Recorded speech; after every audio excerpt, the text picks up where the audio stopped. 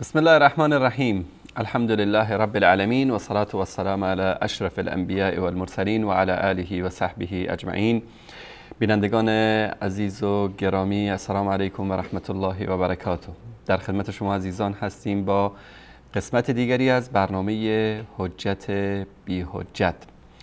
عزیزانی که در سراسر این گیتی پهناور صدا و تصویر ما را از طریق تلویزیون وصال حق میبینند و میشنوند، میدونند که در این برنامه ما در مورد کتاب کافی، یکی از کتب معروف شیعیان اثناعشری که به اصطلاح صحیح‌ترین کتابشون بعد از قرآن کریم است، صحبت میکنیم و موضوع کلی برنامه هم کتاب حجت، یکی از بخش‌های مهم کتاب کافی است که فعلا به باب 70 این کتاب رسیدیم.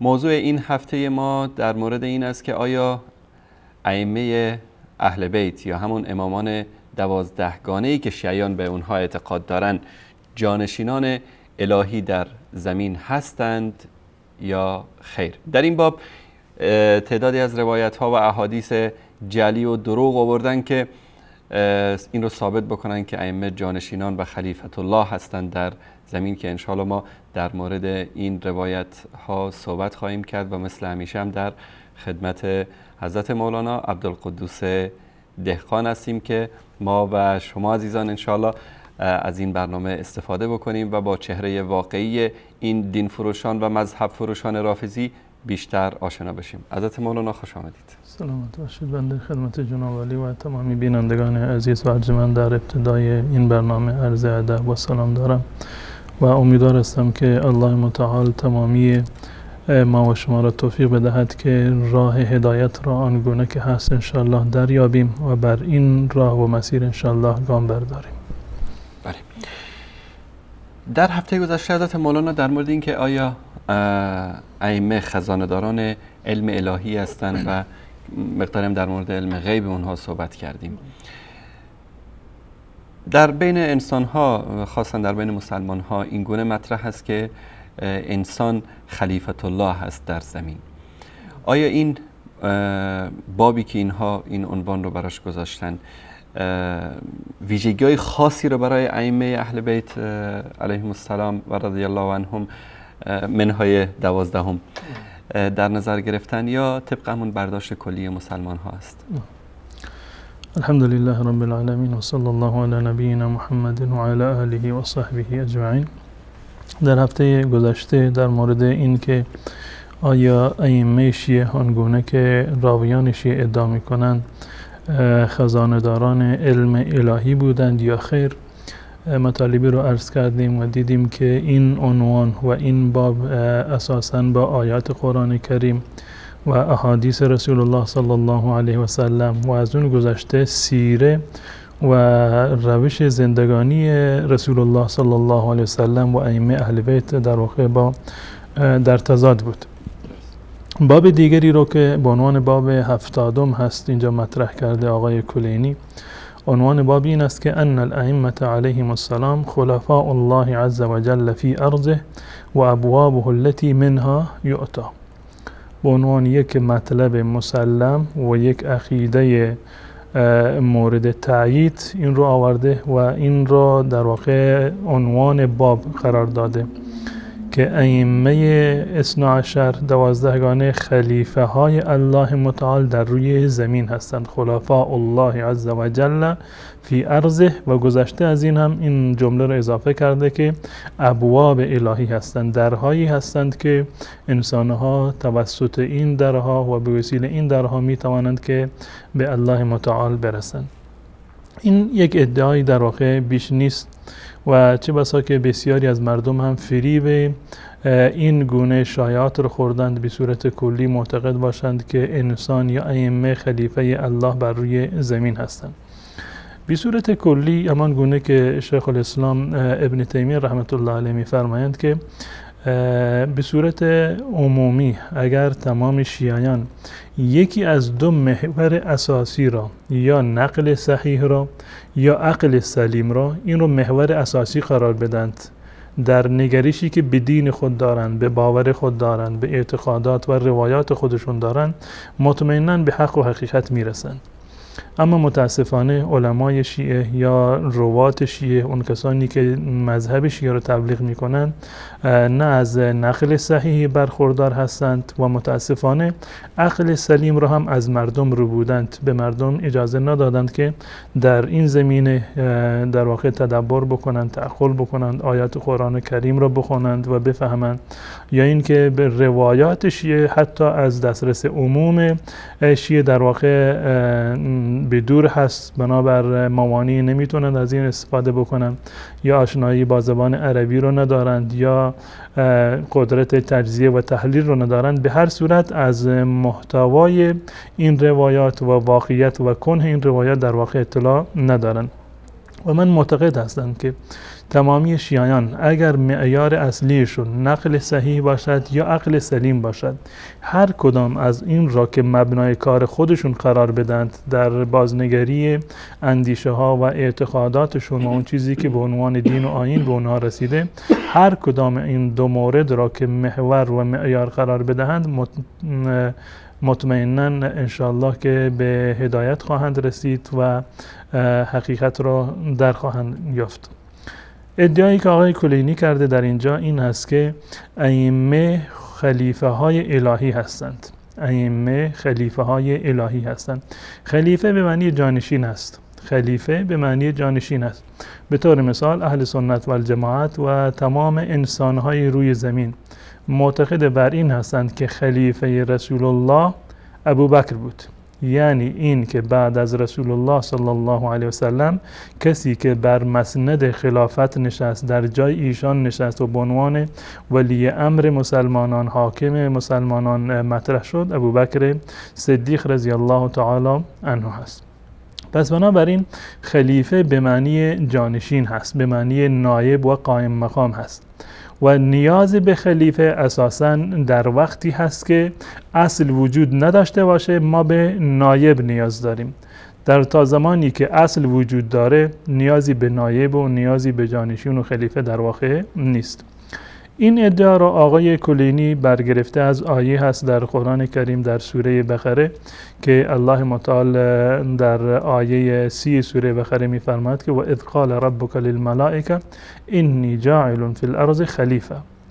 بیاد آور آنگاه و آن زمانی را که الله متعال به فرشتگان گفت من میخواهم بر روی زمین خلیفه‌ای بگمارم.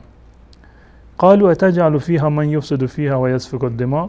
فرشتگان استفسار کردند و سوال کردند از الله متعال که آیا کسی رو در روی زمین میگذاری و میگماری که فساد بکند در روی زمین و خونریزی بکند؟ این حرف و باور فرشتگان بود. در واقع با توجه به سابقه و ذهنیت قبلی که فرشتگان داشتند، در واقع استفسار کردند از الله متعال همان گونه که جنها که در روی زمین بودند قبل از انسانها فساد و خونریزی کردند، الان میخواهی که یک جانشین دیگر، خلیفه دیگری رو قرار بدهی بر روی زمین که همان کارهای گذشتگان رو در واقع تکرار بکند، همان فساد و خونریزی رو دوباره تکرار بکند. این آیه هست که الله متعال در ابتدای خلقت انسان این رو برای ما از اون زمان نقل کرده، زمانی که الله متعال تازه میخواست که انسان رو در واقع بیافریند. تعبیری رو که در این آیه اومده خیلی واضح و آشکار هست، هیچ گونه ابهامی در اون نیست. و اذ قال ربک للملائکه انی جاعل فی الارض خلیفه. الله متعال به فرشتگان گفت که من در روی زمین خلیفه قرار میدهم. اما خلیفه همون گونه که عرض کردم به معنی جانشین هست، به معنی قائم مقام و نائب هست. الله متعال در روی زمین نائب ندارد، قائم مقام ندارد و جانشین رو در واقع ندارد. اون چیزی که امروزه متاسفانه در میان چه بسا بسیاری از مسلمانان، هم از اهل سنت و همچنین چه بسا که شیعه و سنی بر این معتقد هستند و این سوء تفاهم برایشون پیش آمده که میگویند که انسان خلیفه الله هست بر روی زمین. انسان خلیفه الله هست بر روی زمین. این تعبیر به هیچ عنوان دقیق نیست. عرض کردم با وجود این که برخی از نویسندگان این رو در واقع این گونه فهمیدند که از این آیه فهمیده می شود که انی جاعل فی الارض خلیفه، یعنی این که الله متعال میخواسته که انسان را خلیفه خودش قرار بدهد. بسیاری این گونه برداشت کردند، اما این برداشت در واقع یک برداشت کاملا اشتباهی هست و هیچ گونه همخوانی با آیات قرآن کریم و با اصل معنی خلیفه در واقع ندارد. هیچ کسی از انسانها، نه آدم و نه غیر آدم، جانشین الله متعال در روی زمین نبودند. در این آیه الله متعال نمی‌فرماید که انی جاعل فی الارض خلیفة لی، من میخوام برای خودم خلیفه ای رو قرار بدم، جانشین خلیفه من باشد، بلکه صراحتا مطلقا این را آورده این و اذ قال ربک للملائکه انی جاعل فی الارض خلیفه، من در روی زمین خلیفه رو قرار میدم. الان خلیفه به چه معنی هست؟ خلیفه به معنی جانشین هست، یعنی این که در روی زمین قبل از انسانها یک گروه دیگری بودند، موجودات دیگری بودند. الله متعال میخواهد که یک خلیفه را و جانشینی را برای موجودات سابق در زمین خلق بکند. قبلا جنها بودند و الان الله متعال تصمیم گرفته که به جای جنها و بعد از جنها انسانها را بر روی زمین در واقع خلیفه بکند. یعنی خلیفه کسانی که قبلا بودند و الان نیستند، جایگزینشون در واقع انسانها است. و خلیفه هم به معنیش همین هست. تا زمانی که رسول الله صلی الله علیه و سلم زنده بودند کسی خلیفهشون نبود، خودشون حضور داشتند، نیازی به خلیفه نبود. بعد از این که ایشون از دنیا رفتند نیازی پیدا شد برای خلیفه و مسلمانان رسول الله صلی الله علیه و سلم را با عنوان ابوبکر را با عنوان خلیفه رسول الله صلی الله علیه و سلم تعیین کردند. در قرآن کریم آیات متعدد و بیشماری وجود دارد که معنی خلیفه رو برای ما مشخص کرده. خلیفه یعنی آن کسی که بعد از کسی دیگر به دنیا میاد، جایگزین اون میشود، یعنی خودش نیست، الان که از بین رفته یک جایگزینی رو الله متعال به جایش قرار داده. به طور مثال در سوره فرقان الله متعال میفرماید که هو الذی جعل اللیل والنهار خلفه، جعل اللیل والنهار خلفه، که شب و روز را الله متعال شب را و روز را پشت سر هم قرار داد، خلیفه هم دیگر قرار داد. یعنی این که شب می رود روز می آید، روز می رود شب می آید، یعنی جایگزین یک دیگر هستند، به نوبت در واقع می آیند. یا در سوره اعراف الله متعال می فرماید که واذکروا اذ جعلکم خلفاء من بعد قوم نوح، بیاورید بعد از آن که الله متعال بعد از قوم نوح شما را خلیفه قرار داد، یعنی شما را جایگزین در واقع قوم نوح قرار داد. آیه دیگری الله متعال می‌فرماید و یستخلف ربی قوما غیرکم ولا تضرونه شیئا، که الله متعال یستخلف ربی یعنی این که به جای شما یک خلیفه دیگری رو الله متعال میآورد. خلیفه یعنی جانشین، جایگزین یک فردی، و این به هیچ عنوان در هیچ جای قرآن و در هیچ جای روایات صحیح نیامده که الله متعال گفته باشند که من برای خودم در روی زمین خلیفه قرار میدم. بله، ما قبول داریم که انسان در روی زمین خلیفه هست، اما خلیفه چه کسی هست؟ خلیفه کسانی که قبل از خودشون بوده.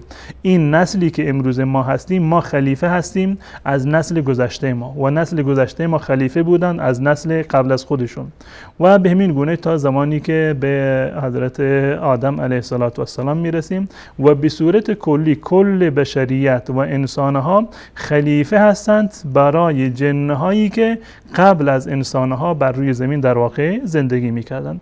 این مفهوم آیه هست، خیلی صریح هست. و اذ قال ربک للملائکه انی جاعل فی الارض خلیفه، من در روی زمین خلیفه ای رو قرار میدم. خلیفه یعنی جایگزین، جاینشین و قائم مقام، یعنی این که اون گروه قبلی از بین رفتند، اونها را الله متعال هلاک کرده، اونها را از بین برده و بعد از اونها الله متعال انسانها رو بر روی زمین آورده.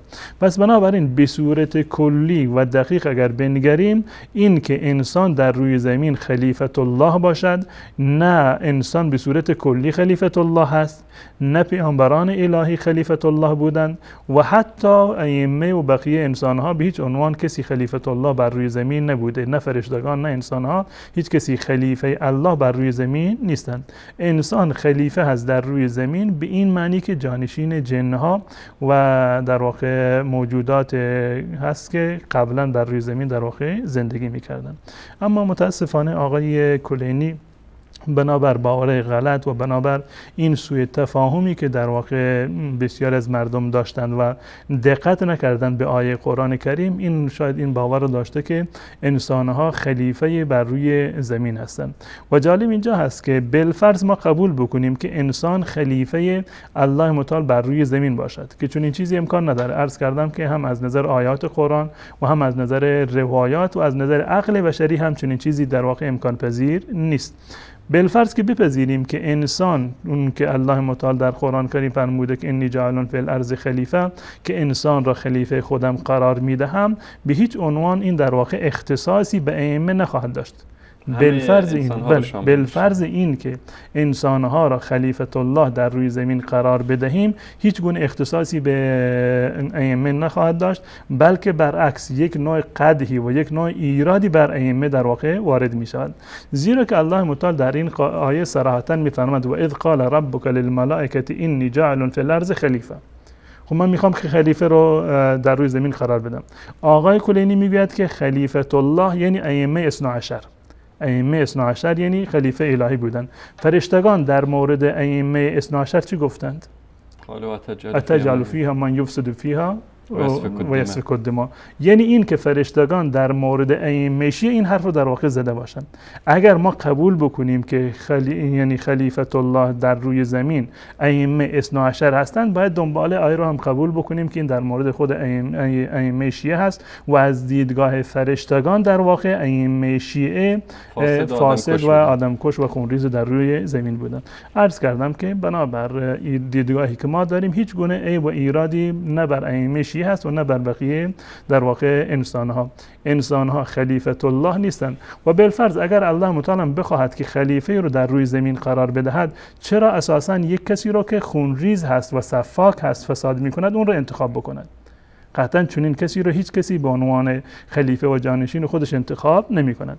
پس بنابراین هیچ کدام از انسانها، نه پیامبران و نه ائمه، هیچ کدامشون در واقع نایبان الهی یا خلیفت الله در روی زمین نیستند. خلیفه هستند به این معنی که جایگزین ملت‌های گذشته و جایگزین موجودات گذشته در روی زمین در واقع هستند، نه به این معنی که یک نوع مقام نیابتی رو از جانب الله متعال دارند. البته این مجهول 12 شامل این آیه شاید بشه، چون هم فساد فی الارض میکنه و هم آدم میکشه. طبق روایت هایی که خودشون در باب مهدی مراجعه کردیم که 3/4 اهل زمین رو میکشه، مساجد رو خراب میکنه، مردار رو از قبر بیرون میکنه.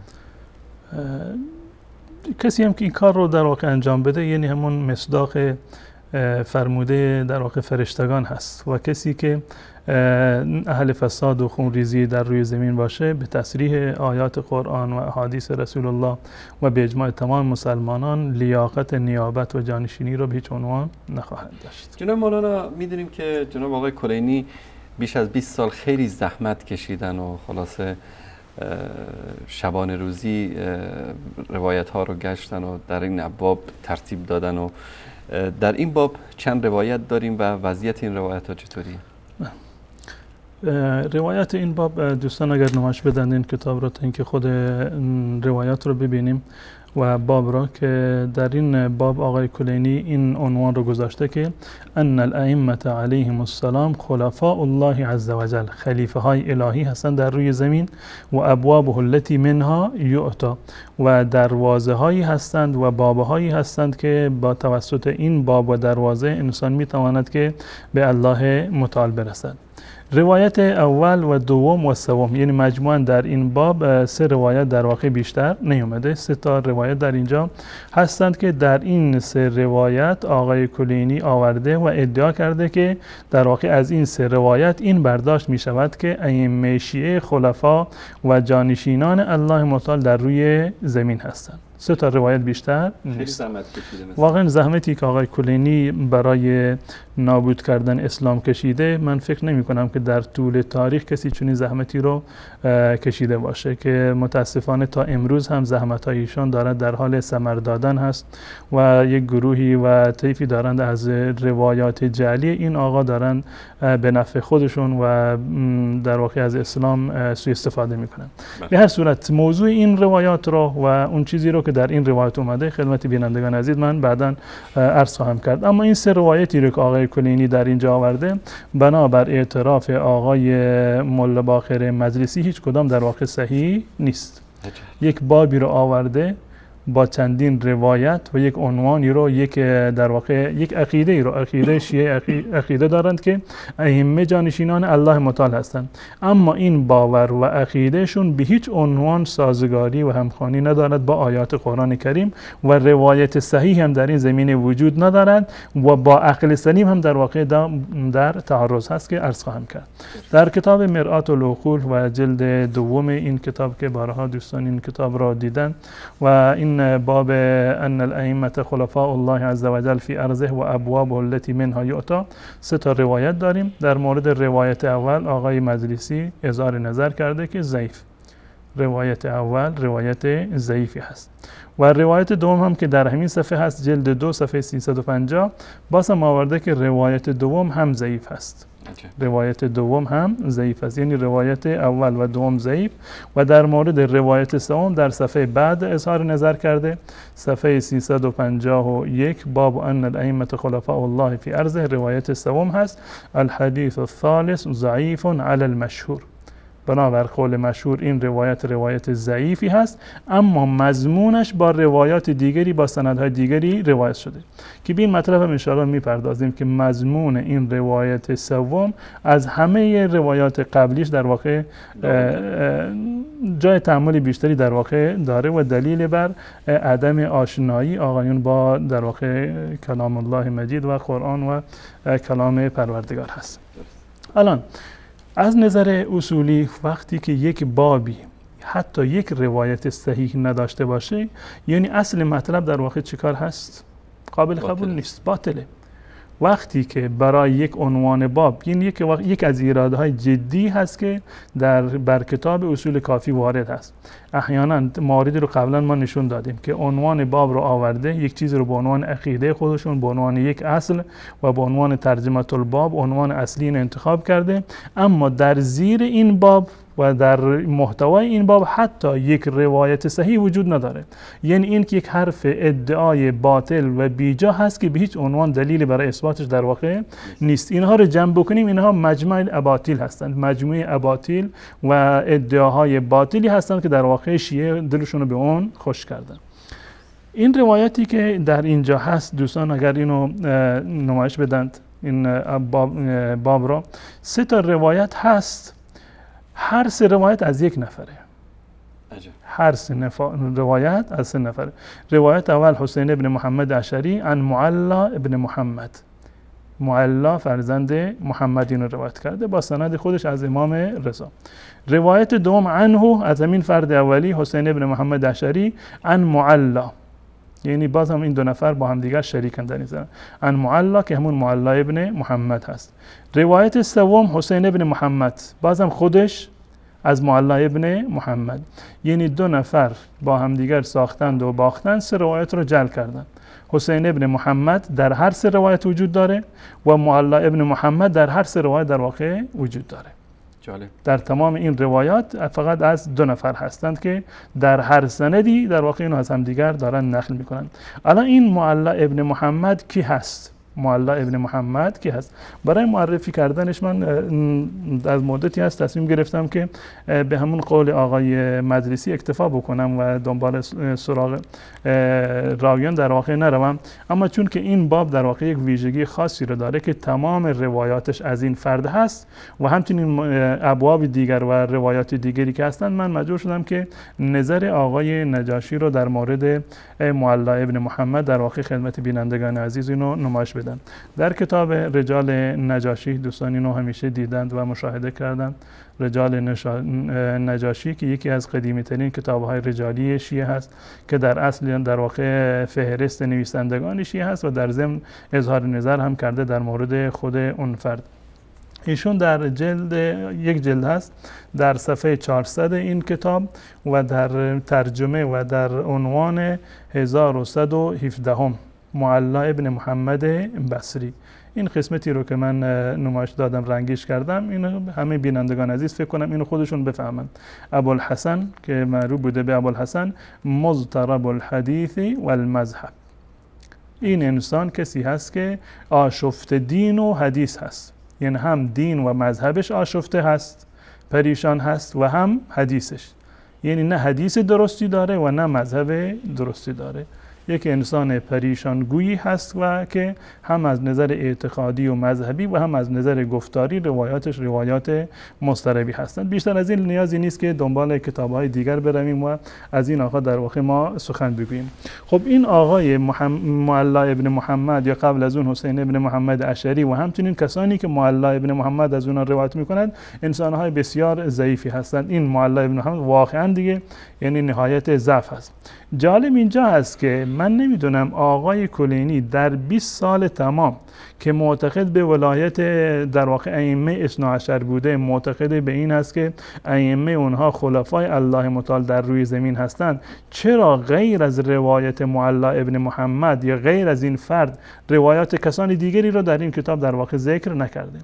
در صورتی که ایشون در ابتدای کتاب میگوید که روایات صحیحه و موثقی رو که از مشایخشون نقل شده در واقع اینها رو در این کتاب میخواسته جمع آوری بکنن.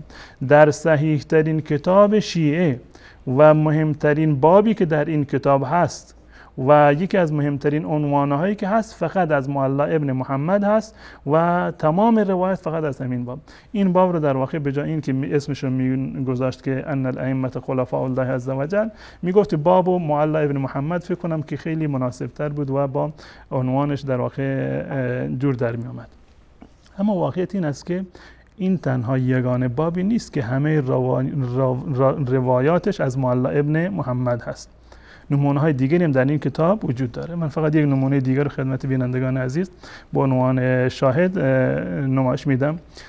در همین کتاب در جلد 1 در صفحه 217، جلد 1 صفحه 217، ان النعمة التي ذكرها الله عز وجل في كتابه الائمة علیهم السلام. میگه نعمت که در قرآن اومده، این منظور از نعمت ائمه اثنا عشر هستند. در قرآن کریم که نعمت در واقع ذکر شده، این نعمت منظور از نعمت ائمه اثنا عشر هستند. الان ببینیم، من اینو رنگ آبی مشخص کردم. حسین ابن محمد خود همون آقای قبلی هست. جالب این است که این دو تا نفر هر جا با همدیگر تبانی کردند و ساختند. حسین ابن محمد از معلا ابن محمد. روایت دوم حسین ابن محمد از معلا ابن محمد. روایت سوم حسین ابن محمد از معلا ابن محمد. روایت چهارم حسین ابن محمد از معلا ابن محمد. تمام روایات این هم باب فقط از طریق همین دو انسان در واقع کذاب و دروغگو ذکر شده. و جالب این است که در روایت دوم ادعای تحریف داره این آقا. روایت دوم رو خدمت بینندگان میکنم که فی قول الله عز وجل فبأی آلاء ربکما تکذبان، میگوید که این آیه که در سوره الرحمن تکرار شده، ابالنبی ام بالوصی تکذبان، دنبالش این گونه بوده هر جایی که فبأی آلاء ربکما تکذبان اومده دنبالش این هست که ابالنبی ام بالوصی تکذبان نزلت فی الرحمن. در سوره الرحمن این گونه نازل شده که فبأی آلاء ربکما تکذبان ابالنبی ام بالوصی تکذبان. اما متاسفانه امروزه نه قرآن‌های سنی چنین جمله‌ای رو دارن، چنین آیه‌ای رو دارن، و نه قرآن‌های شیعه.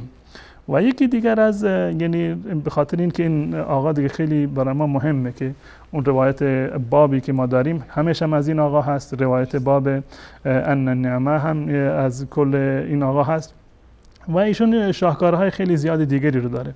به طور مثال یکی از شاهکارهایی رو که ایشون داره روایت شیر دادن ابو طالب هست که ابو طالب به رسول الله صلی الله علیه وسلم در واقع شیر میدادن. دوستان این صفحه رو نمایش بدن. روایت 27 هست و باب مولد رسول الله صلی الله علیه وسلم هست. محمد ابن یحیی این رو روایت کرده از سعد ابن عبدالله تا سندش از علی ابن معلا، ان علی ابن معلا ان اخیه محمد، برادرش که در واقع محمد ابن معلا هست، در واقع اینو روایت کرده. این در این سند میاد روایت میکند از ابی عبدالله، این از ابو بصیر روایت کرده که بینندگان عزیز با ابو بصیر آشنایی دارند، اونی که سگ‌ها همیشه مورد عنایت قرار میدادند ایشونو. ان ابی عبدالله نقل کرده لما ولد النبی صلی الله علیه و سلم مکث ایاما لیس له لبن، زمانی که رسول الله صلی الله علیه و سلم به دنیا اومدن تا چند روز شیر نداشتن. این روایت خودش اونقدر مفتضح و رسوا هست که انسان فقط روایت رو دقت بکنه میدونه که این واقعا یک دروغ و افسانه هست که درست کردن. در این زمانی که رسول الله به دنیا اومد شیر نداشت، لیس له لبن، ایشون شیر نداشت. خب رسول الله شیر نداشت یا مادرشون شیر نداشت؟ یعنی که کسی که جعل کرده، کسی هم که جعل کرده یعنی با زبان عربی آشنا نبوده و نه با زبان عربی، حتی با تاریخ و سیره رسول الله صلی الله علیه و سلم هم آشنا نبوده. خب این یک مطلب. بالفرض این ما میتونیم توجیه بکنیم یعنی شیری نبوده که بخوره، یعنی شیر نداشته یعنی که مادرشون شیر نداشته. به هر صورت اینو تعبیرش بکنیم، توجیهش بکنیم.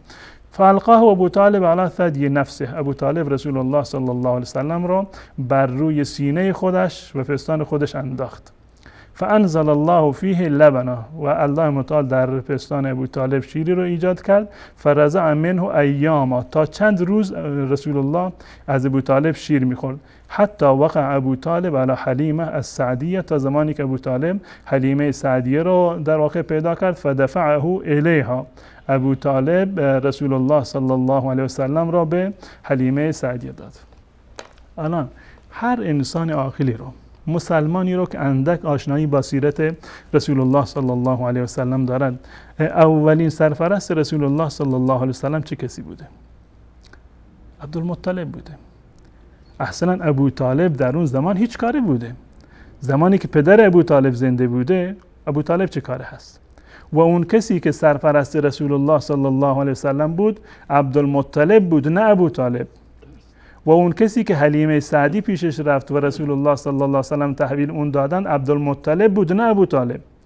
تا زمانی که عبدالمطلب از دنیا رفت، تقریبا در سن 8 سالگی رسول الله صلی الله علیه و سلم، بعد از اون زمان بود که در واقع سرپرستیش رو در واقع قبول کرد. اما این آقا در واقع از تو یک باغ دیگر هست که خواستن برای پدر حضرت علی یک فضیلتی بتراشه، از تاریخ از همه چیز بیخبر بله. و جالب اینجا هست که من نمیدونم این حکم شرعی این شیرخوارگی نزد شیعه چی هست. 3 روز تمام ابو طالب رسول الله صلی الله علیه و سلم را شیر داده. آیا از این شیر خوردن رسول الله صلی الله علیه و سلم حکم شرعی شیرخوارگی ثابت نمی شود؟ رسول الله برادر رضایی علی رضی الله تعالی عنه نمی شود؟ چگونه رسول الله صلی الله علیه و سلم دخترشون در واقع به برادر خودشون دادن؟ یعنی علی رضی الله تعالی عنه عملاً برادرزاده رضایی خودشون رو در واقع ازدواج کردن. به هر صورت این معجزه هست. خلاصه پستان ابو طالب شیر داد و نمیدونم چطوری ابو طالب در این وسط اومد که عبدالمطلب بود. به هر صورت این موردی هست که این آقای معلا ابن محمد اینو در واقع برای ما اینو جعل کرده. غیر از این آقا روایات زیادی رو در واقع داره، یعنی بیشترین روایاتی رو که در کتاب در باب نطف هست از این آقا در واقع نقل شده. در باب نطف، این باب معروفی که در مورد در واقع توهین به قرآن هست، روایات تحریف قرآن رو در اون باب در واقع به صورت گسترده آقای کلینی آورده. حدود در واقع زیاد هستن در روایاتی که در این باب اومده. از کل روایات این باب که 90 روایت در واقع بودن، 92 روایت بودن، تقریبا 1/3 این روایات از آقای معلا ابن از همین راوی هست که مورد بحث ما قرار داره. در این باب روایات متعددی رو آقای معلا در واقع ذکر کرده و بسیاری از این روایات در واقع صراحت داره در مورد تحریف قرآن. به طور مثال دوستان اینو نمایش بدن. این روایت با فیه نکتون و نطف من التنزیل فی الولایه که در مورد ولایت اینها رو آوردند. روایات متعددی از آقای معلا هست، معلا ابن محمد هست. در اینجا معلا ابن محمد با سند خودش همون حسین ابن محمد هست، به هم دیگه چسبیدن، هر جا که هستن با هم دیگر این رو روایت نقل کردند از ابی بصیر فی قول الله عز وجل و من یطع الله و رسوله فی ولایت علی و ولایت الائمه من بعد فقد فاز فوزا عظیما هکذا نزلت. این گونه آیه قرآن در واقع میگوید که نازل شده در صورتی که این دروغی بیش نیست. غیر از این روایت دیگر رو نگاه بکنید. روایت بعدی روایت نهم حسین ابن محمد از معلا ابن محمد. روایت بعدی حسین ابن محمد معلا ابن محمد. حسین ابن محمد از علی ابن محمد است. و روایت بعدی حسین ابن محمد از معلا ابن محمد. روایت 13 حسین ابن محمد معلا ابن محمد. روایت 14 حسین ابن محمد از معلا ابن محمد. یعنی بیشترین روایت رو، یعنی بالغ بر 30 روایت رو در این باب از این آقا در واقع جمع کرده. روایت دیگری که در این زمینه هست و تصریح به در واقع تحریف داره روایت 23 هست حسین ابن محمد از معلا ابن محمد. اینو نقل کرده از ابو عبدالله فی قوله ولقد عهدنا الی آدم من قبل کلمات فی محمد و علی و فاطمه و الحسن و الحسین و الائمه من ذریه فنسیه هکذا والله نزلت علی محمد. این آیه این گونه بر محمد صلی الله علیه و قسم میخوره که این گونه در واقع نازل شده. و غیر از این روایت زیادی هست در این زمینه. به طور مثال روایت 32 هم هست حسین ابن محمد از معلا ابن محمد هست از رضا اینو نقل کرده فی قول الله عز وجل کبر علی المشرکین بولایت علی ما تدعوهم الیه یا محمد من ولایت علی هکذا فی الکتاب مخطوطه. در کتاب این گونه در واقع نوشته شده. و روایات یعنی واقعا زیادی هست در این زمینه، روایاتی که سراسر غلو هست، افراد هست، افراط در واقع تکفیر هست در مورد ابوبکر و عمر و عثمان. روایت زیادی رو در واقع داره که من اونها رو نیاوردم. روایت افسانه های خیلی عجیب و غریبی رو داره که در این کتاب اومدند که من در واقع به همین مقدار اکتفا میکنم. این آقای معلا ابن محمد این در واقع کسی هست که آقای کلینی غیر از این کسی رو پیدا نکرده که روایات این باب رو در واقع از ایشون فقط نقل کرده، یعنی این که کسی دیگر نبوده که این مطلب رو در واقع بیان بکند. و وقتی که کسی که مضطرب الحدیث و المذهب هست روایاتش در واقع نمونه در واقع که من عرض کردم برای تمام بینندگان عزیز مشخص است که این آقای معلا ابن محمد تا چه اندازه واقعیت داشته، یعنی روایاتش واقعی بوده یا اینکه جعلی بودن. اینو فکر کنم که بینندگان عزیز خودشون در واقع به این نتیجه رسیده باشند که تا چه اندازه ایشون اهل دروغ و جعل و فریبکاری بوده. جزاکم الله خیر. بله بینندگان عزیز گرامی، دیدید بررسی دو تن از راویان این باب رو که واقعا شاهکار کردن و بیشترین روایت‌های باب تحریف قرآن رو که در باب نطف و نکت در کتاب کافی هست و صراحت داره بر این که این آیات این گونه نازل شده و ادعای تحریف قرآن کریم در مذهب روافض است. با هم میان برنامه میبینیم و بعد از اون دوباره برمیگردیم خدمت حضرت مولانا عبدالقدوس دهخان و بررسی روایات این باب. با ما همراه باشید. و الى البطولة طاب منك رحيلها انت الذي روضتها وهي التي. استدلال شیعه به حدیث 12 خلیفه بر امامت ائمه 12گانه شان. اولا همه روایات حدیث به صراحت به این موضوع اشاره دارند که این 12 نفر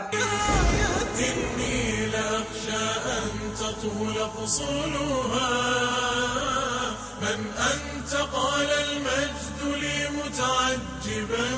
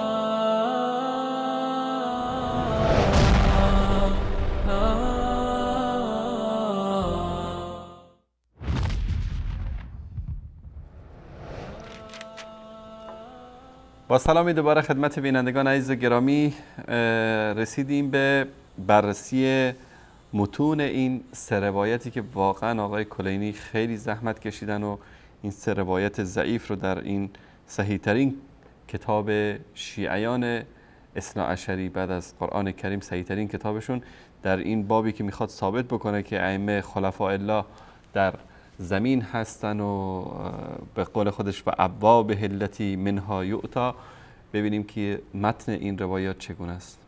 جناب مولانا، متن این روایات منگونه که قبلا گفتن همهشون متفق هستن بر این نقطه که ائمه خلفاء الله متعال بر روی زمین هستن.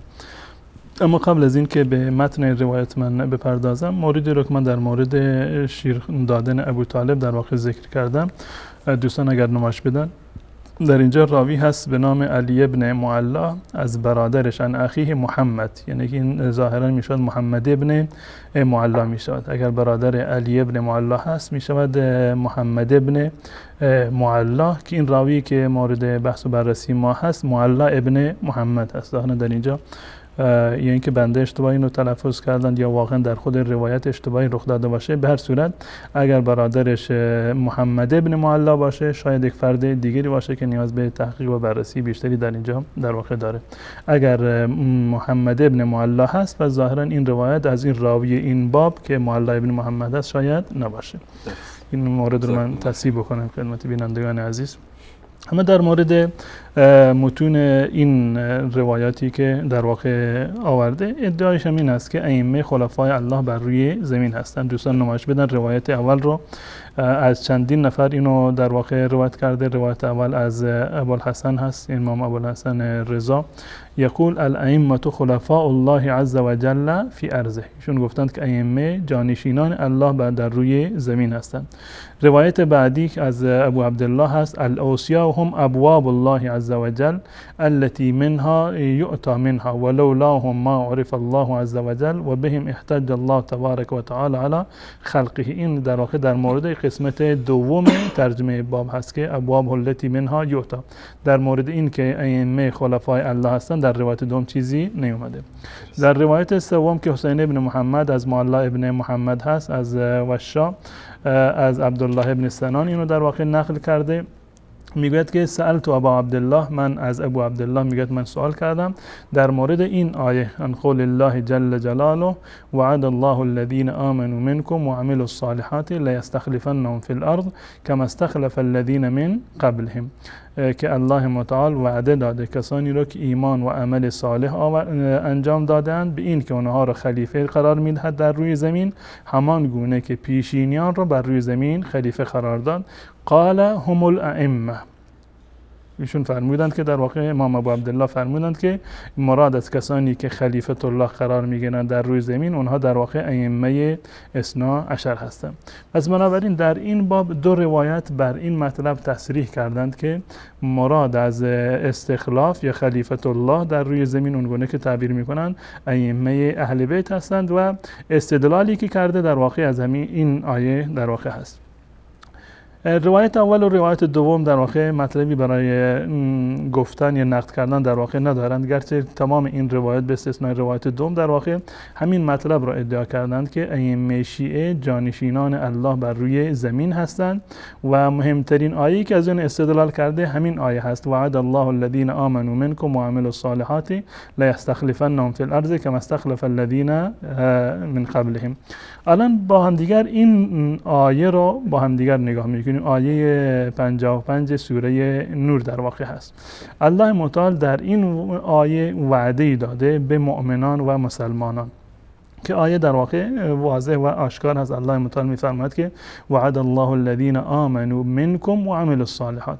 الله متعال آن دسته از شما را که ایمان آوردند و عمل صالح انجام دادند، الله متعال اونها را در واقع وعده داده. وعد الله الذين آمنوا وعملوا الصالحات وعد الله الذين آمنوا منكم وعملوا الصالحات ليستخلفنهم في الارض، که آنها را خلیفه قرار میدهد در روی زمین، کما استخلف الذين من قبلهم، خوفهم، همون گونه که پیشینیان را در واقع جانشین قرار داد و خلیفه قرار داد. ولیمکنن لهم دینهم الذی ارتضی لهم، الله متعال قطعا دین آنها را تمکین میبخشد، اون دینی را که الله متعال اون رو پسندیده راضی هست، دینی رو که الله متعال برایشون پسندیده اون رو در واقع تمکین میدهد. ولیبدلنهم من بعد خوفهم امنا، و بعد از خوف و هراس و ترس به اونها در واقع امنیتی رو میدهد، این امنیت را جایگزین ترس و وحشت میکند. یعبدوننی ولا یشرکون بی شیئا و من کفر بعد ذلک فاولئک هم الفاسقون. در این آیه ما میبینیم که الله متعال، یعنی آیه کاملا واضح و آشکار هست که در اینجا اون کسانی که موعود هستند، به چه کسانی الله متعال در این آیه وعده داده اونها مشخص کرده. وعد الله الذين آمنوا منكم وعملوا الصالحات، اون کسانی را که از شما ایمان آوردند. ضمیر منکم خطاب به کی هست؟ قطعا خطاب به کسانی هست که معاصر نزول قرآن بودند، یعنی این قرآن در میان اونها نازل شده، مخاطبان اصلی قرآن در واقع بودند که همون اصحاب رسول الله صلی الله علیه و سلم هستند. در این آیه اومده که الله متعال کسانی رو که در آینده می آیند اونها را خلیفه قرار می دهد. صراحت هست که وعد الله الذین آمنوا منکم، الله متعال آن کسانی رو از شما که ایمان آوردند و عمل صالح انجام دادند اونها را الله متعال در واقع وعده داده که اونها رو خلیفه بکنند. جالب این است که در این آیه تأکیدهای خیلی زیادی رو الله متعال در واقع به کار برده. اصل تأکید خود همین وعده هست. وعد الله متعال وعده داده. جایی رو که الله متعال وعده بدهد به هیچ عنوان در واقع الله متعال خلف وعده نمی کند. وقتی که وعده ای را داد، یعنی این که یک امر تأکیدی هست، بر این مطلب اصرار داره الله متعال که این کار رو حتما در آینده خواهد کرد. پس بنابراین تأکید اول این که این یک نوع وعده هست. بعد از این تعبیراتی که در لیستخلفنهم آمده، لیمکنن لهم آمده و لیبدلنهم آمده، تمام اینها با لام تأکید و نون تأکید ثقیله هست. یعنی قوی ترین حالتی رو که در زبان عربی می شود که تأکید کرد بر آن، هم لام تأکید رو آورده و هم نون تأکید رو در آورده و هم در تمام این موارد لیستخلفنهم حتما و مؤکدا اونها رو خلیفه خواهد گرداند و لیمکنن لهم حتما دین را برای اونها تمکین خواهد داد و لیبدلنهم حتما و قطعا خوف و هراس اونها را از بین خواهد برد و به جای اون در واقع الله متعال امنیتی را جایگزینش خواهد کرد. در این آیه کافی هست که هر انسانی بدون تعصب این آیه را وقتی که تلاوت بکند و در این تدبر بکند مطمئن می شود که این آیه به هیچ عنوان هیچ گونه ربطی به ائمه شیعه ندارد. نه از نظر معنی دارد و نه از نظر محتوایی و نه از نظر تطبیق تاریخی. به هیچ عنوان ارتباطی به ائمه شیعه در واقع ندارد، زیرا که در این آیه الله متعال 3 وعده رو داده. وعد الله الذين آمنوا منكم وعملوا الصالحات، الله متعال 3 وعده داده به کسانی که از صحابه بودند، ایمان آوردند و مخاطبان قرآن بودند، منکم بودند، یعنی از کسانی که در زمان نزول قرآن و نزول این آیه حضور داشتند. 3 تا وعده رو الله متعال در این آیه به صورت تأکید مکرر این الله متعال وعده داده. اولین وعده استخلاف هست. استخلاف به تعبیر سادهش یعنی اونها رو خلیفه میگرداند. خلیفه میگرداند در روی زمین، بر روی زمین، یعنی این که به اونها قدرت اجرایی میدهد. لیستخلفنهم فی الارض، اونها رو در روی زمین خلیفه میگرداند. و لیمکنن لهم دینهم، دین اونها رو تمکین میبخشد. و وعده سوم امنیت بعد از خوف هست. 3 وعده مؤکد و با تأکید رو الله متعال به اصحاب رسول الله صلی الله علیه وسلم داده، به اونهایی که مخاطبان اصلی این آیه بودند. وعده اولی استخلاف، وعده دومی تمکین دین و وعده سومی امنیت بعد از خوف هست. پس بنابراین در این آیه 3 وعده قطعی رو الله متعال به مسلمانان داده.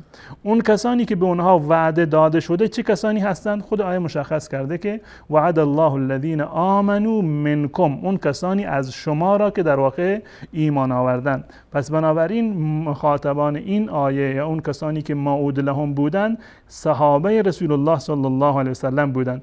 بنی امیه و بنی عباس و نمیدونم حکومت مهدی آخر الزمان و بقیه نبودند، زیرا هیچ کدام از اینها مخاطبان اصلی آیه نبودند که در زمان نزول این آیه اونها در واقع مسلمان شده باشند و مورد خطاب الله متعال در واقع قرار گیرند. بنابراین این آیه سه مطلب رو در واقع در بر دارد. برای این که ما بفهمیم که این افراد چه کسانی بودند باید تاریخ رو در واقع بررسی بکنیم. عقیده اهل سنت و الجماعت و عقیده شیعه رو باید در کنار همدیگر بگذاریم. حقایق و وقایع تاریخی را و گفتار اهل بیت را و روایات شیعه را در واقع کنار هم بگذاریم تا اینکه این آیه رو در واقع برای ما مشخص بکنند که همان گونه که آقای معلا ابن محمد میگوید و آقای کلینی ادعا کرده آیا اینها در واقع ائمه شیعه هستند یا کسان دیگر. اگر با خودمون صادق باشیم، با روایات صحیح بررسی بکنیم، با عقل سلیم بررسی بکنیم، این آیه دلیل قوی هست برای اثبات خلافت ابوبکر و عمر و عثمان. دلیل بسیار واضح و روشنی هست که دلالت میکند بر خلافت این بزرگواران. خب الان بیایم دنبال مصداق بگردیم برای این آیه، دنبال مصداق بگردیم که مصداق این آیه چه کسانی هستند. الله متعال در طول تاریخ اسلام از زمان رسول الله صلی الله علیه وسلم گرفته تا به امروز این استخلاف را به اضافه تمکین دین را به اضافه تبدیل خوف و هراس به امنیت را این رو به چه کسانی داده بوده؟ آیا ائمه شیعه چنین ویژگی هایی را داشتند یا اینکه نداشتند؟ بقیه ائمه شیعه را بگذاریم کنار، حتی حضرت علی رضی الله تعالی عنه رو ما در نظر بگیریم. به اتفاق شیعه و سنی حضرت علی رضی الله تعالی عنه مخاطب این آیه در واقع نمیتونه قرار بگیره. چطور؟ زیرا که در این آیه سه مطلب را الله وعده داده. این سه وعده برای حضرت علی رضی الله تعالی عنه به صورت کامل اجرا نشده بود، گرچه از دیدگاه اهل سنت و الجماعت یک بخشی از این آیه حضرت علی مصداقش هست اما در بخش دیگر نیست. استخلاف ما معتقد هستیم که علی خلیفه بوده، چهارمین خلیفه بوده، به خلافت رسیده، مردم با اون در واقع بیعت کردن. اما شیعه معتقد هست که استخلافی رو نداشته، معتقدند که خلافت در واقع غصب شده بود. تمکین دین از دیدگاه اهل سنت و الجماعت برای ابوبکر و عمر و عثمان و همچنین علی هم حاصل بوده. همون دینی رو که علی معتقد به آن بوده در زمان خودش اون دین رو اجرا کرده بوده. اما شیعه معتقد هست که نه، چنین نبوده. شیعه معتقد هست که استخلاف هم نبوده، زیرا که در واقع خلافتش رو غصب کردند، و معتقدند که تمکین دین هم نبوده، زیرا که علی رضی الله تعالی عنه در واقع تقیه می‌کرده، و همچنین این امنیتی که در زمان حضرت علی رضی الله تعالی عنه به اتفاق شیعه و سنی امنیتی وجود نداشته، بلکه در زمان سیدنا علی رضی الله تعالی عنه جامعه اسلامی دچار درگیری‌های داخلی شده بود. پس بنابراین به اتفاق شیعه و سنی مصداق کامل این آیه سیدنا علی رضی الله تعالی عنه نمی‌تواند قرار بگیرد. علمای شیعه هم این اعتراف کردند. به طور مثال نورالله شوشتری در کتاب احقاق الحق صفحه 244 این مطلب را کاملا صراحت کرده و مطلبش رو من در اینجا یادداشت کردم که میگه والحاصل ان امر الخلافه ما وصل الیه الا بالاسم دون المعنى. میگوید که خلافت فقط با نام به علی رسید، نه با معنا. این فقط نام خلافت بود، وگرنه یک چیز سوری و ظاهری بوده که اسمش بوده خلیفه، وگرنه به خلافت در واقع نرسید. جملهش این است والحاصل ان امر الخلافه ما وصل الیه الا بالاسم دون المعنى. ایشون فقط به نام خلیفه بودن و در حقیقت معنی نبودن. و کان علیه السلام معارضا منازعا مبغضا فی ایام ولایته، که در ایام ولایت و خلافت خودشون ایشون معارض بود، یعنی مخالف داشت، منازع داشت و در واقع مورد بغض و کراهت در واقع قرار گرفته بود. این یکی از اعترافات علمای شیعه هست که معتقدند که علی فقط با نام به خلافت رسیده بود. ما معتقدیم که ایشون واقعا به خلافت رسید، خلیفه چهارم مسلمانان علی هست. اما آقایون معتقد هستند که نه، این خلافت یک خلافت سوری و در واقع ظاهری بوده. غیر از این وقتی که ما نگاه میکنیم که آیا در زمان علی رضی الله تعالی عنه، پس بنابراین این استخلاف نرسیده به علی بنابر اعتقاد شیعه، اونگونه که آقای شوشتری ادعا کرده که این خلافت فقط خلافت ظاهری بوده. آیا در زمان علی تمکین دین بوده یا نبوده؟ آیا علی تونسته اون دینی رو که دین واقعی هست، حقیقی هست، اونو جایگزین کنه در روی زمین، اون رو در واقع اجرا بکند یا اجرا نکند؟ این در خودشون آقای کلینی و دیگران اعتراف کردند که سیدنا علی رضی الله تعالی عنه چنین قدرتی رو در واقع نداشته، بلکه همان دین تحریف شده بنابر اعتقاد شیعه، همون بدعت هایی که خلاف اسلام بودند که خلفای قبلی ایجاد کردند، اون گونه که میگویند همون بدعت ها رو حضرت علی رضی الله تعالی عنه هم انجام میدن. کتاب قرآن اصلی رو حاکم بله، همین این روایت ده ها و صدها روایتی رو که در کتاب اصول کافی و بقیه روایت اومده که قرآن اصلی این گونه بوده، حضرت علی نتونستی قرآن واقعی رو نشون بده که این گونه بوده، اون گونه که عثمان جمع‌آوری کرد یا ابوبکر جمع‌آوری کرد اون گونه نبوده. غیر از این حضرت علی رضی الله تعالی عنه به اتفاق شیعه و سنی در زمان خلافت خودشون هیچ گونه اصلاحات دینی رو انجام ندادند. به هیچ عنوان هیچ گونه اصلاحات دینی رو، یعنی انحرافاتی رو که بالفرض در زمان گذشته بوده باشه و علی بخواد اون اصلاح بکنه، چون این کاری رو علی رضی الله تعالی عنه انجام ندادن. الان از دو حال خالی نیست. اگر دین واقعی همون دینی بوده که در زمان ابوبکر و عمر و عثمان بوده که علی هم اون دین رو داشته، خب که ما واقعیت هم این هست و ما معتقد به آن هستیم، پس بنابراین خلفای گذشته بر دین اسلام عمل کردند، هیچ گونه انحرافی رو نداشتند، هیچ گونه بدعتی رو ایجاد نکردند. بالفرض این که ما قبول بکنیم اون گونه که شیعه میگوید که خلفای قبلی منحرف بودند، بدعت گذاشتند در دین، به اتفاق شیعه و سنی علی رضی الله تعالی عنه در زمان خلافت خودش هیچ گونه اصلاحاتی رو در این زمینه انجام نداد. یعنی این که تمکین دین در زمان عیسی، در زمان علی رضی الله تعالی عنه حاصل نشده بود، پس بنابراین علی مصداق این آیه نمیتواند قرار بگیرد. آقای کلینی روایتی رو آورده در کتاب روزه که آقای فیض کاشانی رو در کتاب الوافی هم در نقل کرده، دوستان نمایش بدن. کتاب الوافی هست و جلد 26 و کتاب روزه هست که برمیگرده به روزه آقای کلینی که این روایت رو در اینجا آورده، در جلد 26 عرض کردم و در صفحه 56 در اینجا آورده و این مطلب را نقل می کند.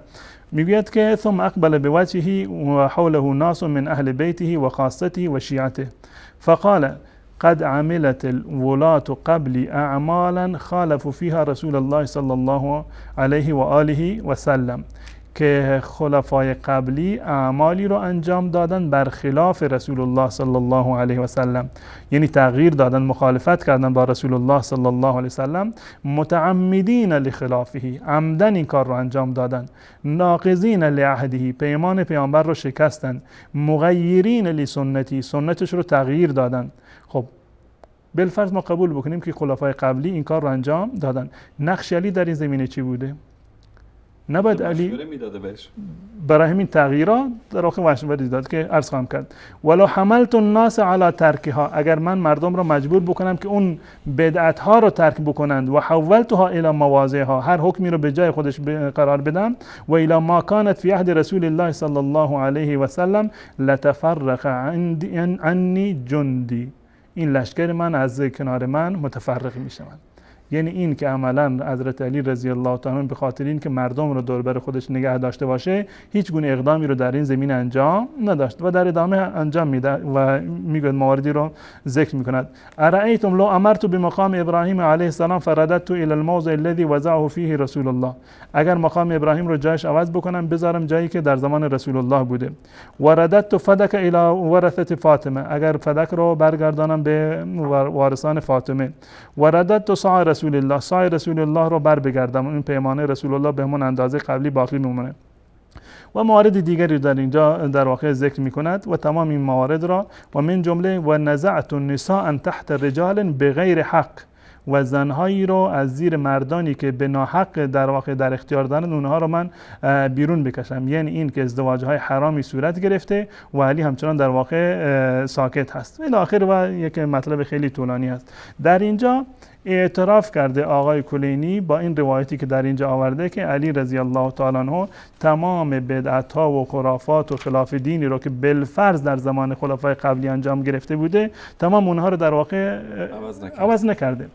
معنیش این می شود که علی رضی الله تعالی عنه مصداق این آیه نیست، زیرا که در این آیه الله متعال صراحتاً می‌فرماید وعد الله الذین آمنوا منکم و عملوا الصالحات، الله متعال وعده داده اون کسانی را که ایمان داشتند و عمل صالح انجام دادند به سه چیز را، لیستخلفنهم فی الارض، خلیفه قرار میدهد اونها را در روی زمین، و لیمکنن لهم دینهم الذی ارتضی لهم، دینی را که الله متعال برایشون پسندیده اون دین را تمکین میدهد، یعنی دین در زندگی مردم در واقع حاکم می شود. اما به اتفاق شیعه و بنابراین روایاتی که در اینجا در واقع آورده متاسفانه ما می بینیم که سیدنا علی رضی الله تعالی عنه هیچ گونه تمکینی رو برای دین در واقع نداشتند، بلکه ایشون برعکس در زمان به قول شیعه در ترس و واهمه بودند.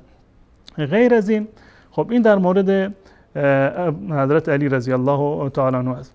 وقتی که ما برمیگردیم و از دیدگاه شیعه و کلام شیعه و ائمه شیعه خلافت خلفای ثلاثه رو بررسی میکنیم، میبینیم که تمام این موارد رو داشتند، هم استخلاف در ارض رو داشتند، هم تمکین دین رو داشتند و هم این که در زمان اونها خوف و هراسی نبوده، امنیت رو در واقع داشتند.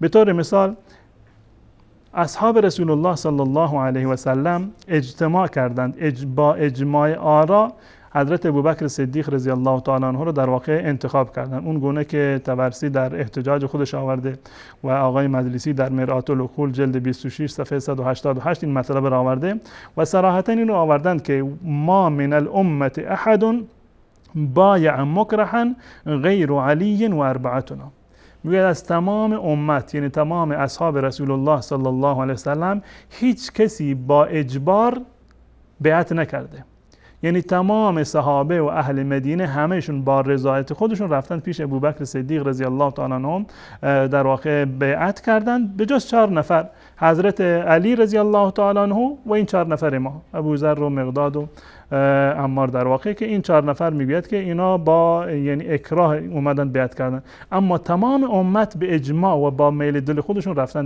در واقع بیعت کردن.